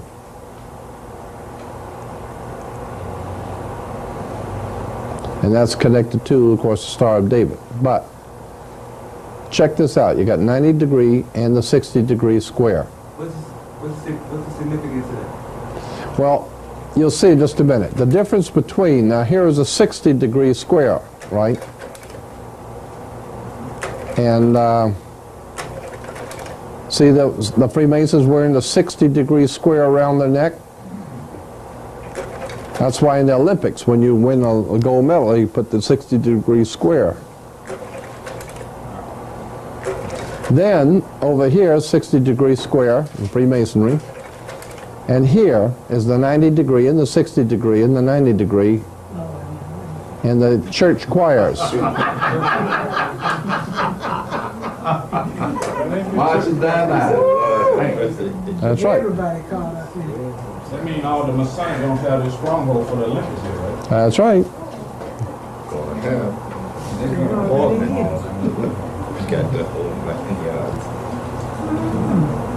And so when you see, and you go in the churches and you see the choirs, and they're all singing, but all of them have the 60 and the 90-degree square.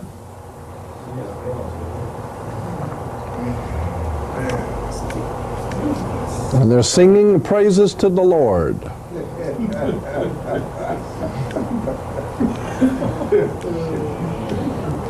And the Lord just happens to be the big penis.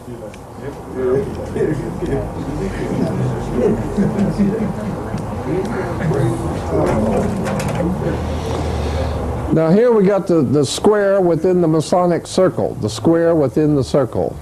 Sometimes the circle's within the square, but usually it's the square within the circle. And here the three-ring circle and the square represents the universe. The square has 4 gates and is divided into 4 triangles, which indicates the cosmic direction, the elements and the visible and invisible qualities of deity commanding the center. The square with 4 triangles within the circle. That's exactly what you get when you look down on the Washington Monument, is the triangle within the Masonic circle. See?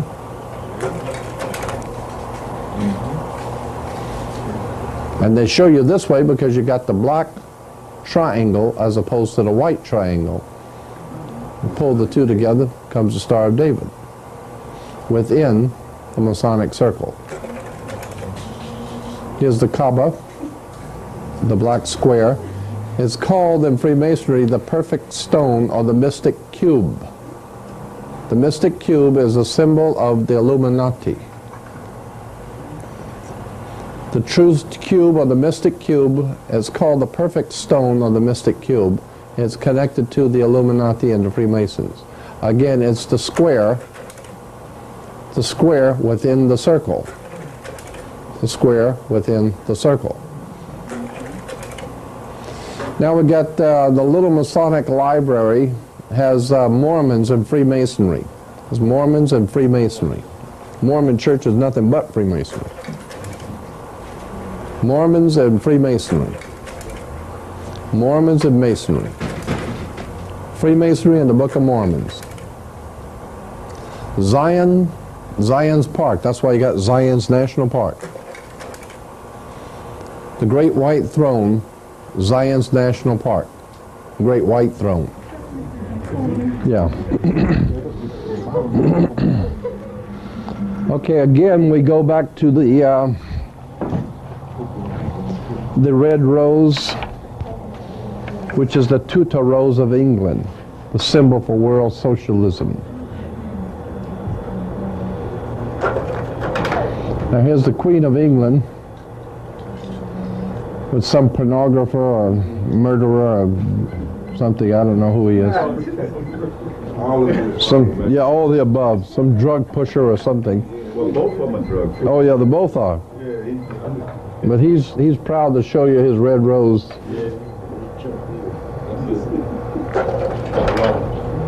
Here's Castro with his rose. It looks a little wilted. But so is his country. He's fallen from grace. Huh? He's fallen from grace. Oh, I guess maybe. Yeah, I think so.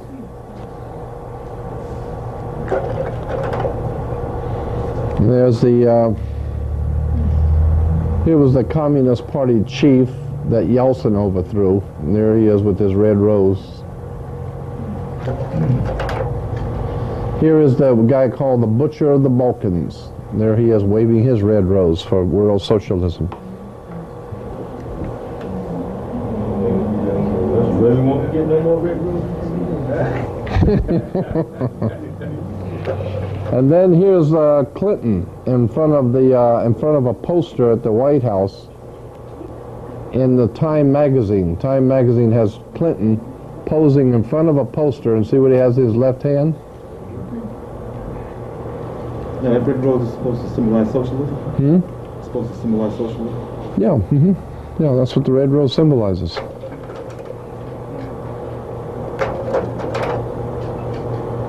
Communist Party boss. Symbolizes world. Soften up the message. Yeah. Goes back to the red Rosicrucianism. It's called. Another sign to let everybody know that he's on their side. Exactly. That's a little symbol to let everybody know. All the big shots in the world will know that he has taken over the Oval Office for the British Israel World Federation of Freemasonry, the World Socialist. In other words, he's deflowered. That's it. While you're looking at Clinton, what's the significance of the drive-by shootings? Was he messing up and they had to send him a subtle message, or what? It could be. It could be that. It could be some of the opposing parties don't like him. Who knows? No, I'm sure it's not the people. The White House, they shot at it with an SKS, and that's the rifle that they want to take away because the country's been flooded with SKS. Oh, okay. Well, that makes sense. And that makes more sense than. And Gore came on the next site talking about gun control and said, by the way, the gun that the gunman used was an SKS, semi-automatic. Yeah. Okay. Well, that makes sense to me. And the one that went in with the airplane, they were both in the same outfit and army. Okay, so they had a connection right there. Mm-hmm. Yeah, that makes sense.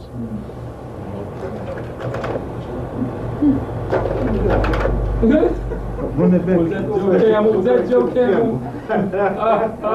Joe Camel. Mr. Cool. No, wait a minute. Now, that's just a goof, or you think that means something? There ain't nothing happening. Nothing happening by chance. When you understand that the tobacco companies in this country are owned by the British, the English owners. They have always been the back east. I mean, yeah, I'm back east now. There's always been the British who own the tobacco plantations.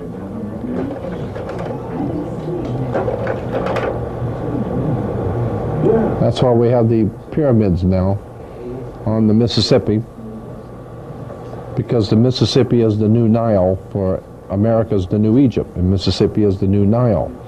That's why you got all those different cities on the Nile that are now on the Mississippi, like Memphis and Tupelo. That's why they're building it up?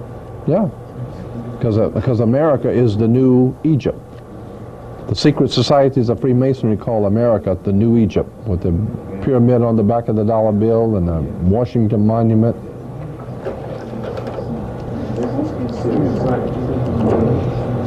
Here's the pyramid at the Louvre Museum. Arco is the pyramid with the Arco is the pyramid from above with no capstone. Goes back to Jason and the Argonauts. Right. I'll go past this. Now we get to the. There again we have the rising sun symbol again.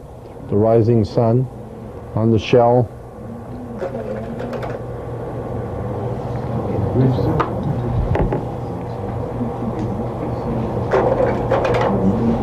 The double square of Freemasonry. Here we got an intertwining, the interweaving of order and disorder. 90-degree and the 45-degree angles, which ultimately create a harmonious design. So you got the double square of Freemasonry. Here it is again.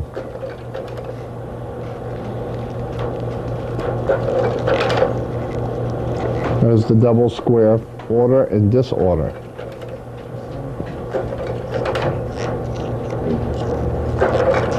Chevron, bring that back. Chevron. Yeah. You'll see that in a minute. Here it is again, the double square in Parliament in England. Remember, the double square symbolizes bringing order and disorder. There she is, the Queen. On her crown, she's wearing the Knights of Malta cross, the square, the double, it's the square, but it's the Maltese cross. Here's the double cross of Eastern Orthodox religion, the double cross. Yeah.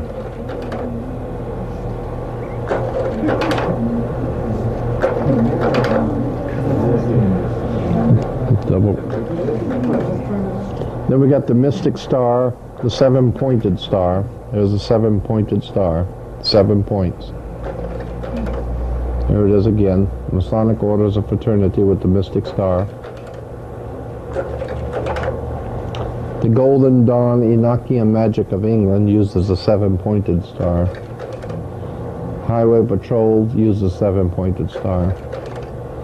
Police departments use a 7-pointed star. There's something called the origin and significance of the Magen David. The origin and significance of the Star of David. Star of David goes back to Jerusalem with the cult of the planet Saturn. I told you one of the ancient cults in Jerusalem was the planet Saturn. They worshipped the planet Saturn, and consequently all the women were supposed to listen to their god Saturn. So they wear the Saturnalian ring, the ear ring. And men were supposed to get married before their god, so they would wear their wedding ring. Kings were to be crowned by the god Saturn, so they wear the round crown of the ring of Saturn.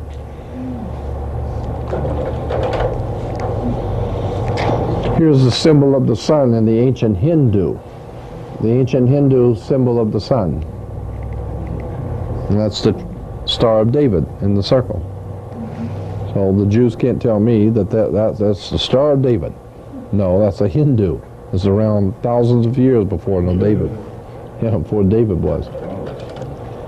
Now here's the Los Angeles, the Century City, the ABC Towers over here. You see the two towers are triangles pointed in. One of Atlantis skyline. Yeah, boy. It's just crawling with stuff, man. Just crawling with triangles and circles and circle in the triangle. Huh? Oh, no, here. Atlanta. But this is in L.A. But the point is, this is ABC Towers. This is ABC television. And the two towers, the ABC towers, are triangles pointed together. So when you bring the two together, it comes the Star of David. Now, here you have the 5-pointed pentagram. Penta means 5. So you have the 5-pointed pentagram. If you take the arms off of the 5-pointed star, take the arms off, in the middle you got a pentagon. The 5-pointed star is a pentagram, and take the arms off, it's a pentagon. That's why the United States has a pentagon. And one of the biggest defense contractors is Chrysler. Is Chrysler, and that's why they can use the pentagon as their symbol on Chrysler. Because they are the biggest contractor for the Pentagon is Chrysler. Precisely, exactly. Federal government. Federal government bailed Chrysler out because now they own them. Because the Constitution says anything that the federal government finances, it must control. So therefore, when they made sure that Chrysler went broke so that they could come in and finance them and buy them out. So now the Chrysler does not have to charge the federal government for all those tanks and half-tracks and jeeps in case of another war. The federal government's already bought Chrysler.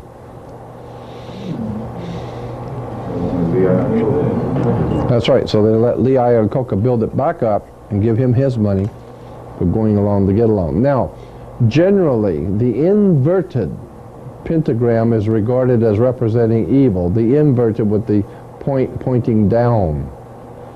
Generally, the one that has the point pointing down is the inverted pentagram is regarded as representing evil. Okay?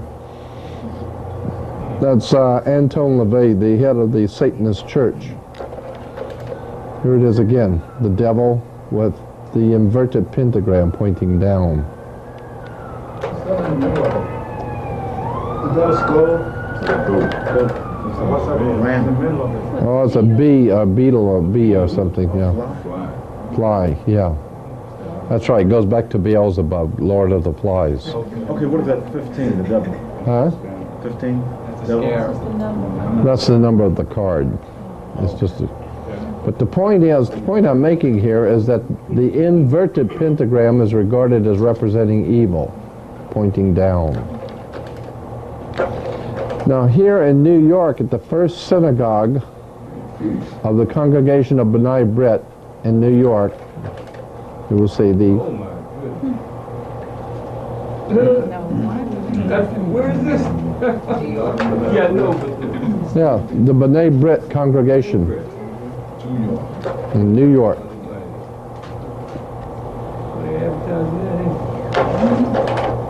Now here is the Sovereign Grand Commander's flag of Freemasonry, the Mother Lodge.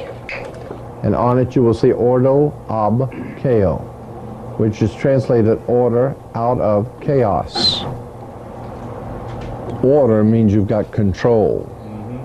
That's why in the television show Get Smart, remember Get Smart? And the two sides in Get Smart, one was chaos and one was control. Because that's the way you get control, is causing chaos. That's why we have chaos now. That's right, you got chaos. Well, you have chaos because the government wants it. Right. So they can get So that they can come in and get control. See, they start the riot. They pay the rioters to start the riot, then they got to come in and put it down. Right. That thing in that thing in Los Angeles, that riot, that was all financed by the government. Anyway, you always get the order out of chaos. 33rd degree, of course, is because Jesus was said to have died at 33.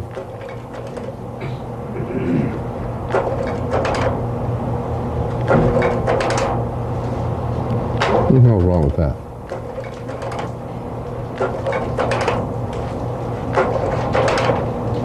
From chaos to control.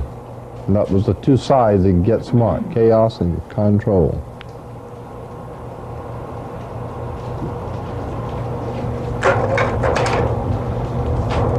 Here's a magazine, a book on Freemasonry in Europe, the European Masonic orders. And here they are, the different orders of Freemasonry in Europe. And up here you will see the two symbolic headdresses. Same headdress that the high priest of Israel is wearing is the same headdress here. And here's the Pope, who was one of the orders of Freemasonry, all these different orders, and here's the Pope. Yeah, here he is, with the dagger and the all-seeing eye. Here's something called the Chapter Jewels, taken out of a reference book on Freemasonry, and the high priest jewel of Freemasonry, the high priest jewel, is the papacy, the Pope's headdress. He's the high priest of Freemasonry. Here's the Jewish high priest, or the Hebrew high priest, and you will see him holding the fleur-de-lis in his hand, the fleur-de-lis, and wearing the Pope's headdress. Why would the Hebrew high priest be wearing the Pope's headdress? Well, the same reason why the Pope wears the yarmulke.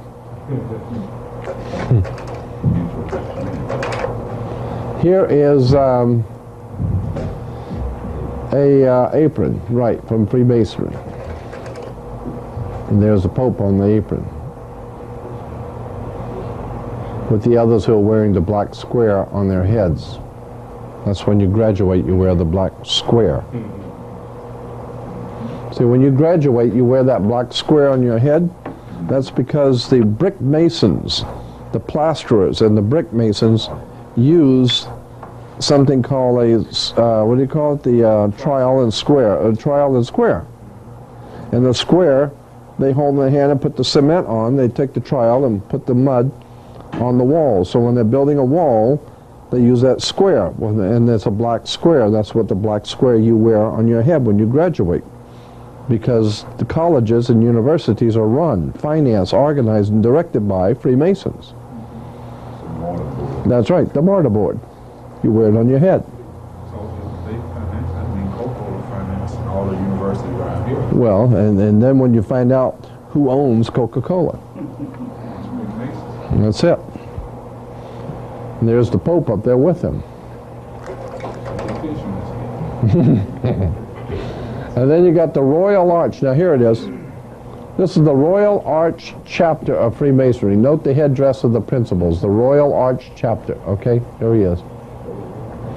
That's why you have 6 stones on one side and 6 stones on the other. And this stone here is the keystone. It's right in the middle. And it's called, in any arch, you always have the same amount of stones on one side as the same amount on the other. And then you have one in the middle that holds it together. And that one in the middle is called the keystone.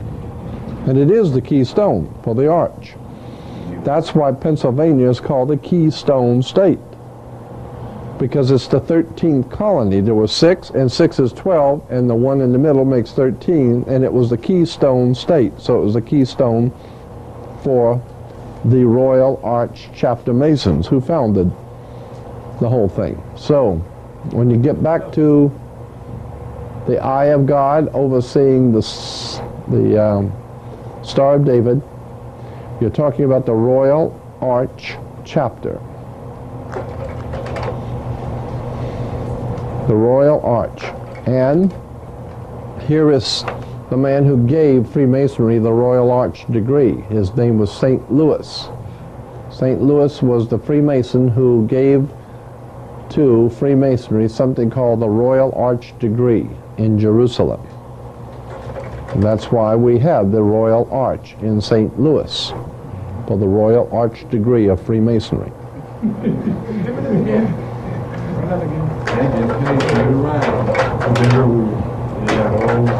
We have something called the Royal Arch Chapter. Royal Arch Chapter of the Grand Lodge Freemasonry. It's a particular kind of Freemasonry.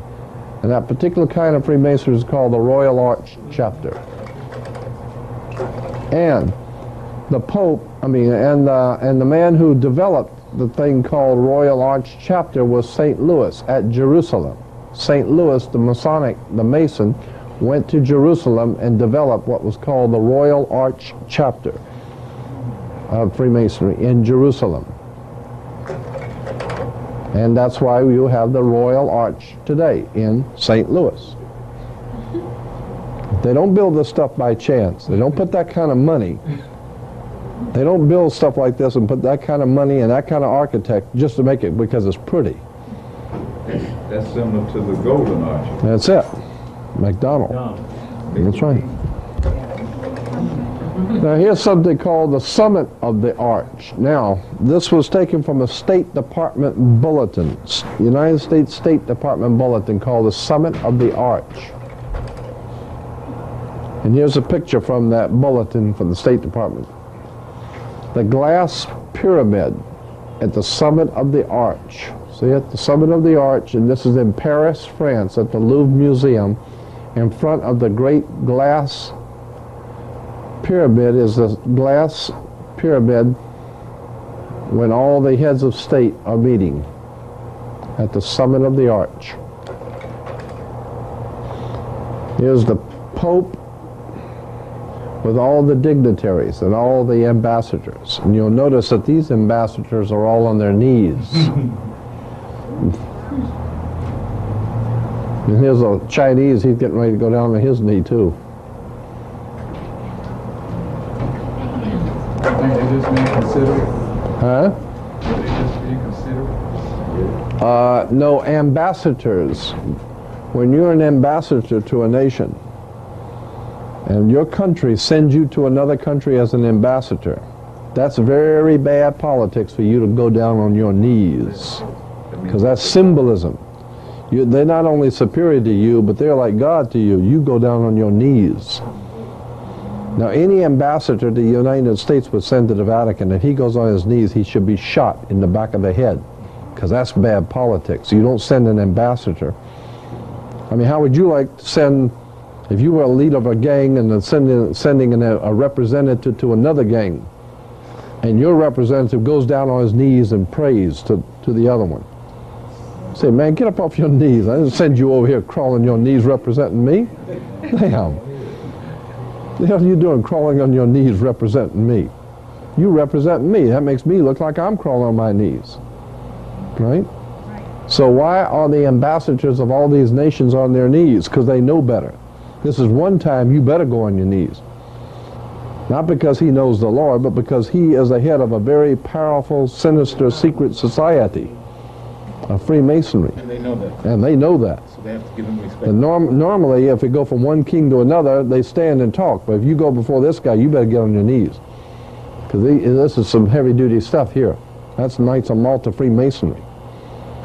This makes the mafia look like child's play here. And that's the top of the Freemasonry. Yeah. Knights of Malta. Yeah. There it is again. The skull and the bones and the Pope wearing it and the... Here it is, the Pope.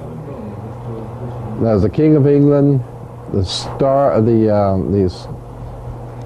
what's his name? The one that was killed, Jacques de Molay. Jacques de Molay with the Knights of Malta. And then we've got the Pope, the King of England, and Jacques de Molay. Adolf Hitler. The Nazis had the...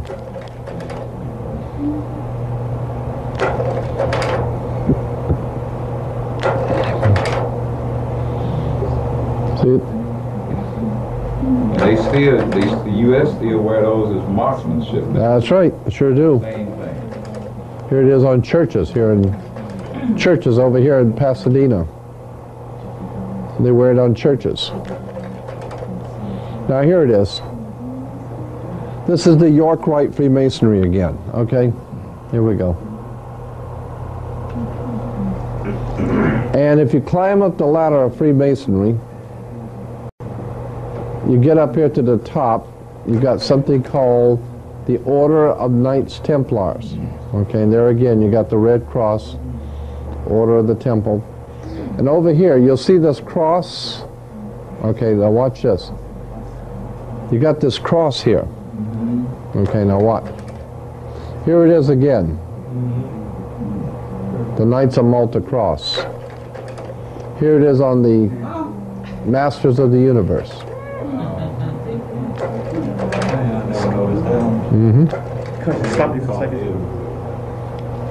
Masters of the Universe. Do they have did they dedicate an order for de Molay after he died? Oh, sure, absolutely. Jacques de Molay, when he was put to death in the 15th century, they made an order for young boys. They was called the de Molays. Okay, somebody mentioned to me, I was talking about 3 weeks ago, and they said that Jeffrey Dahmer and the son of Sam, their parents were involved with the de Molay school. I mean, they were part of that order. Yeah, well, wouldn't surprise me none. All them crazy members of it. So is that supposed to be a Freemason order? Yeah, but it's for young boys. Okay. Just for young boys. It's called de Molay. Now here it is again. Use our Masters of the Universe. Now, it's also, here it is again, okay? It's also used for the Los Angeles Fire Department uses it. See?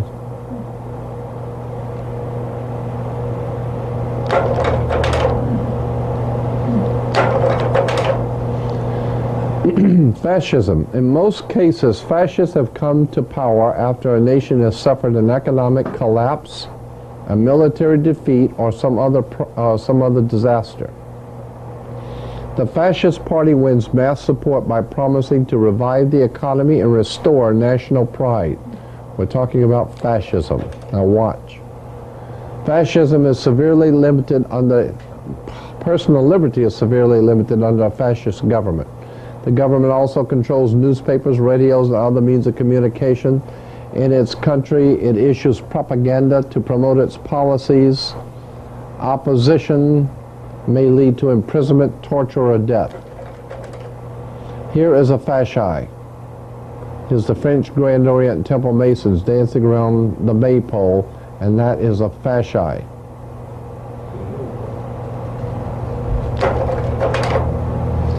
Fascism. Fascism was an authoritarian political movement developed in Italy and several other European countries in 1919. Fascism. Its name was derived from the fasces, an ancient Roman symbol of authority consisting of a bundle of rods and an axe.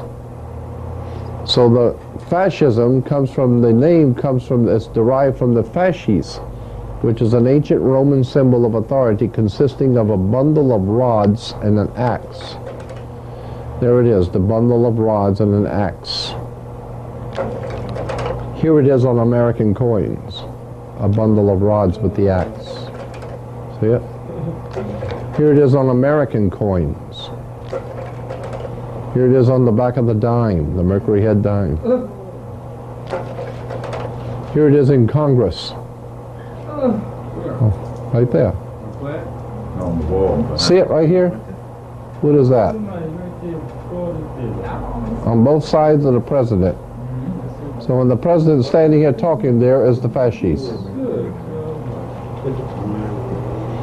So if you think that this country is a fascist, racist country, that's because it is a fascist, racist country.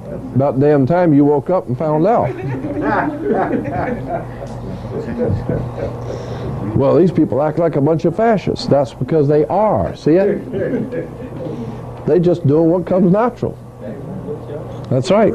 Another characteristic of a fascist government is that they are controlled by corporations. That's it. That's a very important point. That's a very important point. There it is again. See it? Over here with this symbol here too. There it is, the fasci. So that's why you'll, and also the United States Senate.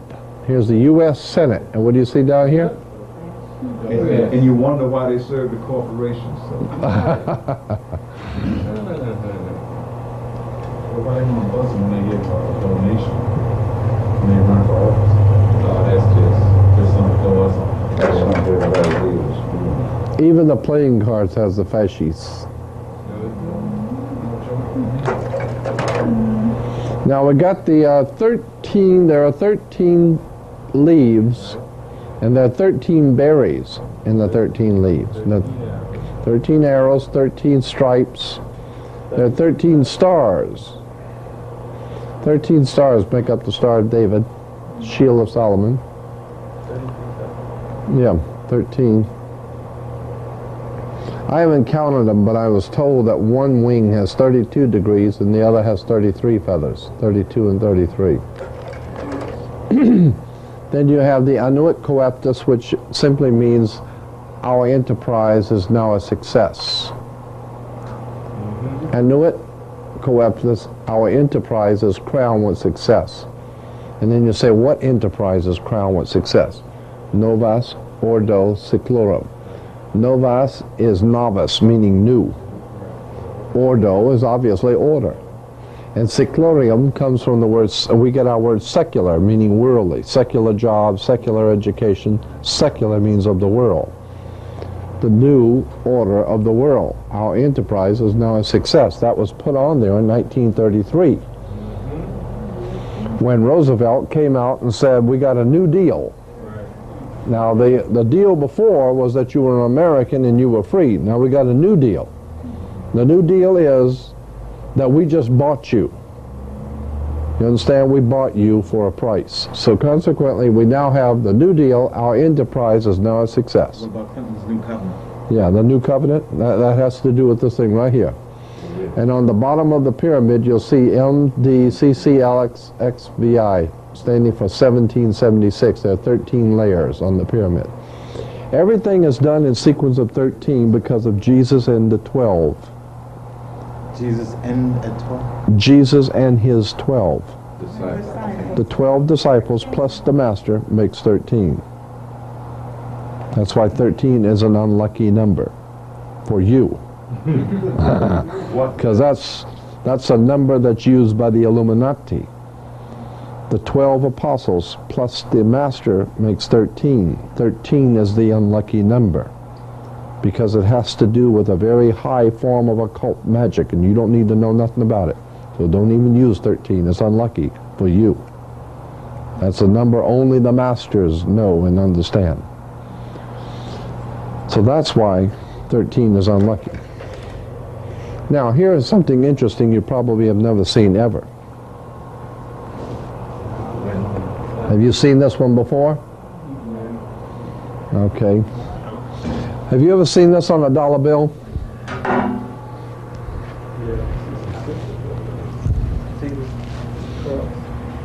See this little guy right here? Yeah. Now, see the cross behind the one? See Here he the is. cross behind the one? Huh? See the cross behind the one?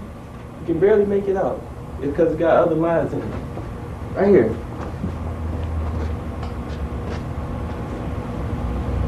See, they add this into it. Oh yeah, to yeah. throw you off. Oh, I But get you. You can see it. It's right Yeah. behind it. Mm-hmm. Yeah. Anyway, this little guy right here. Here he is. That's a guy. No, it's an owl. A little owl. It's a symbol of the Bohemian Society. I wonder if there any relationship between that and the woods owl. You remember that became the mascot for the whole conservation effort or something, the woods owl? And then they started taking up the land and all. Wouldn't surprise me none. It sure makes sense to me. Has that always been there? No. Or they just put it No, there no. about 3 or 4 years ago? No. They put it there about, I think about 20, 25 years ago, 20 years ago. Yeah. There's, that's Albert Pike. Yeah, Albert Pike, the Grand Master of World Freemasonry. Yeah. He was thinking to himself, boy, if you chumps knew half of the crap that we're doing. If you chumps ever found out what we were doing, you'd be real big time, be big time disappointed. Yeah, I've been on mushrooms for 41 years.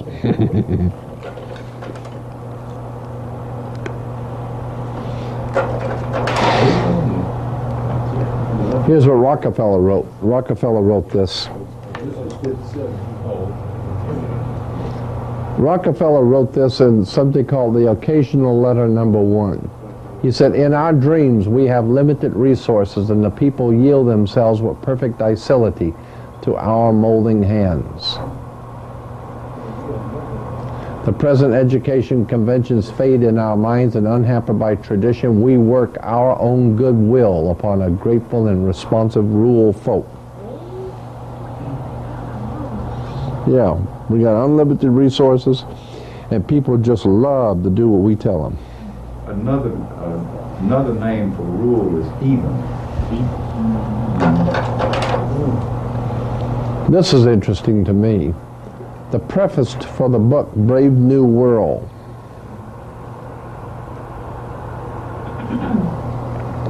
And in the preface for the book, Brave New World, back in 1948, the 1948 edition, we're talking about back in 1948, this was said, quote, as political and economic freedom diminishes, as the political and economic freedom diminishes, sexual freedom tends compensatingly to increase. And the dictator will do well to encourage that freedom in conjunction with the freedom to daydream under the influence of dope, the movies, and radio. It will help to reconcile his subjects to the servitude which is now their fate. What is that in? That was the preface to Brave New World by Aldous Huxley, by Aldous Huxley, Brave New World. You can still get that? Oh yeah, and this is the preface to it in 1948. So he's saying that the dictator will make sure you have plenty of narcotics, alcohol, sex, entertainment, basketball, ping pong ball, football, baseball, any ball, as long as you have a ball game, right? And a lot of sex, drugs, rock and roll, and whatever else is you need to keep you occupied while we do a number on you and take away your political and economic freedom. Who's the author? Aldous Huxley. Spell again? Aldous Huxley. Huxley. Aldous Huxley. It's a very famous book. All you need to do is just remember Brave New World. It's very famous. Like Machiavelli? Yeah, absolutely. This is on the same tradition. Right. This is the one I'm going to conclude on. I could go on all night, but I'm not going to. This is the one we're going to conclude on. Here is from the California Legislature, 1953 regular session. Now this is back in 1953. Published by the Senate of the state of California. That's the 11th report, the Senate Investigating Committee on Education. Education in the state of California, published by the Senate.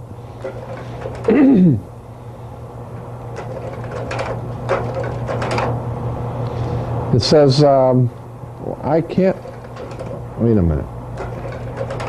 I thought I had a better, well anyway. It says, so-called modern communism is apparently the same hypocritical and deadly world conspiracy to destroy civilization that was founded by the secret order of the Illuminati in Bavaria, May 1st, 1776. May Day. The World Revolution conspiracy appears to have been so well organized as to be ever continuing and ever on the alert to take advantage of every opportunity presenting itself or that the conspirators could create. So in other words, these guys at the top, they will take advantage of anything. If you get a black guy run over a white guy, they'll send somebody in, make something out of it. They'll say, that was planned, that was purpose, he did that purpose, and caused this division. And Malcolm X's daughter's trial, or I think a court date is May the 1st. Right, good. Is there symbolism there or what? Malcolm X's. Right. Well, now tell me if they ain't going to use that. I think so. They're going to use that. No matter what happens, they're going to use that one. So that's supposed to be a signal to the other people to let them know what's going on? Yeah, May 1st. Oh yeah, May 1st is a well, I'll show it to you.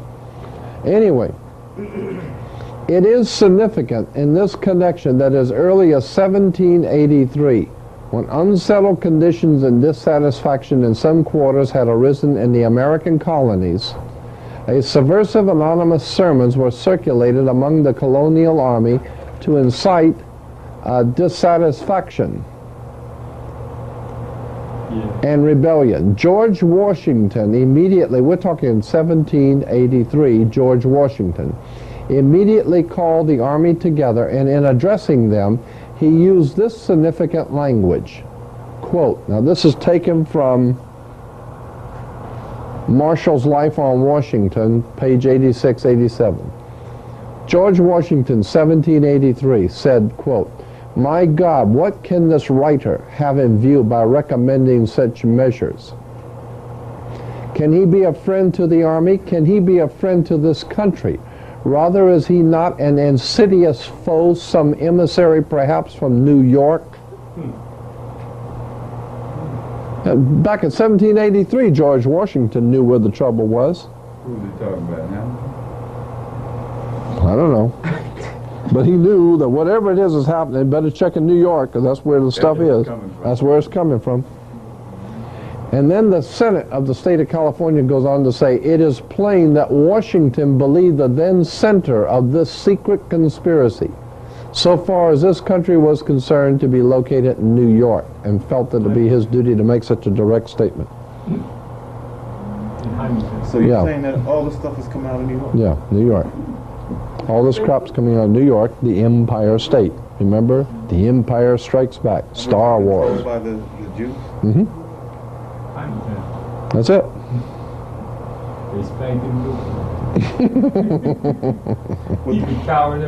Did they have anything to do with the Civil War?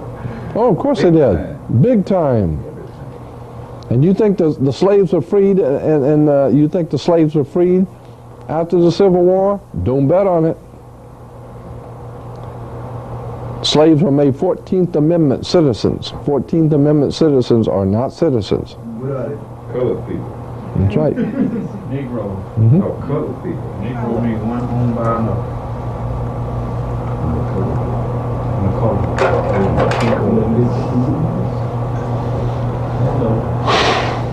It is not, it is recognized that May 1st as the recognition of May 1st, 1776 as the founding date of the World Revolution Conspiracy is not difficult to understand when it is realized that May Day is frequently celebrated even in recent times by rioting and bloodshed on a worldwide scale.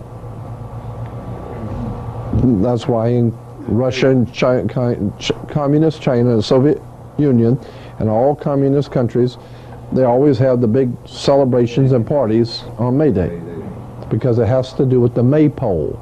The maypole is the male resurrection, the male erection. It's the male symbolism, and it has to do with revolution.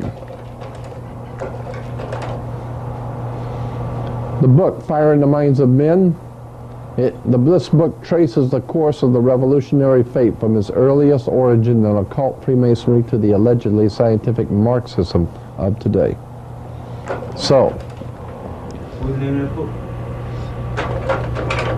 Fire in the Minds of Men. We've got a little more, but I'm going to stop for tonight.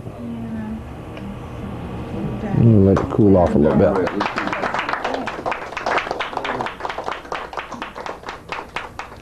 So all this is saying is that we better wake up. We don't have much time. And we don't have much time. How can I go about getting a copy of it?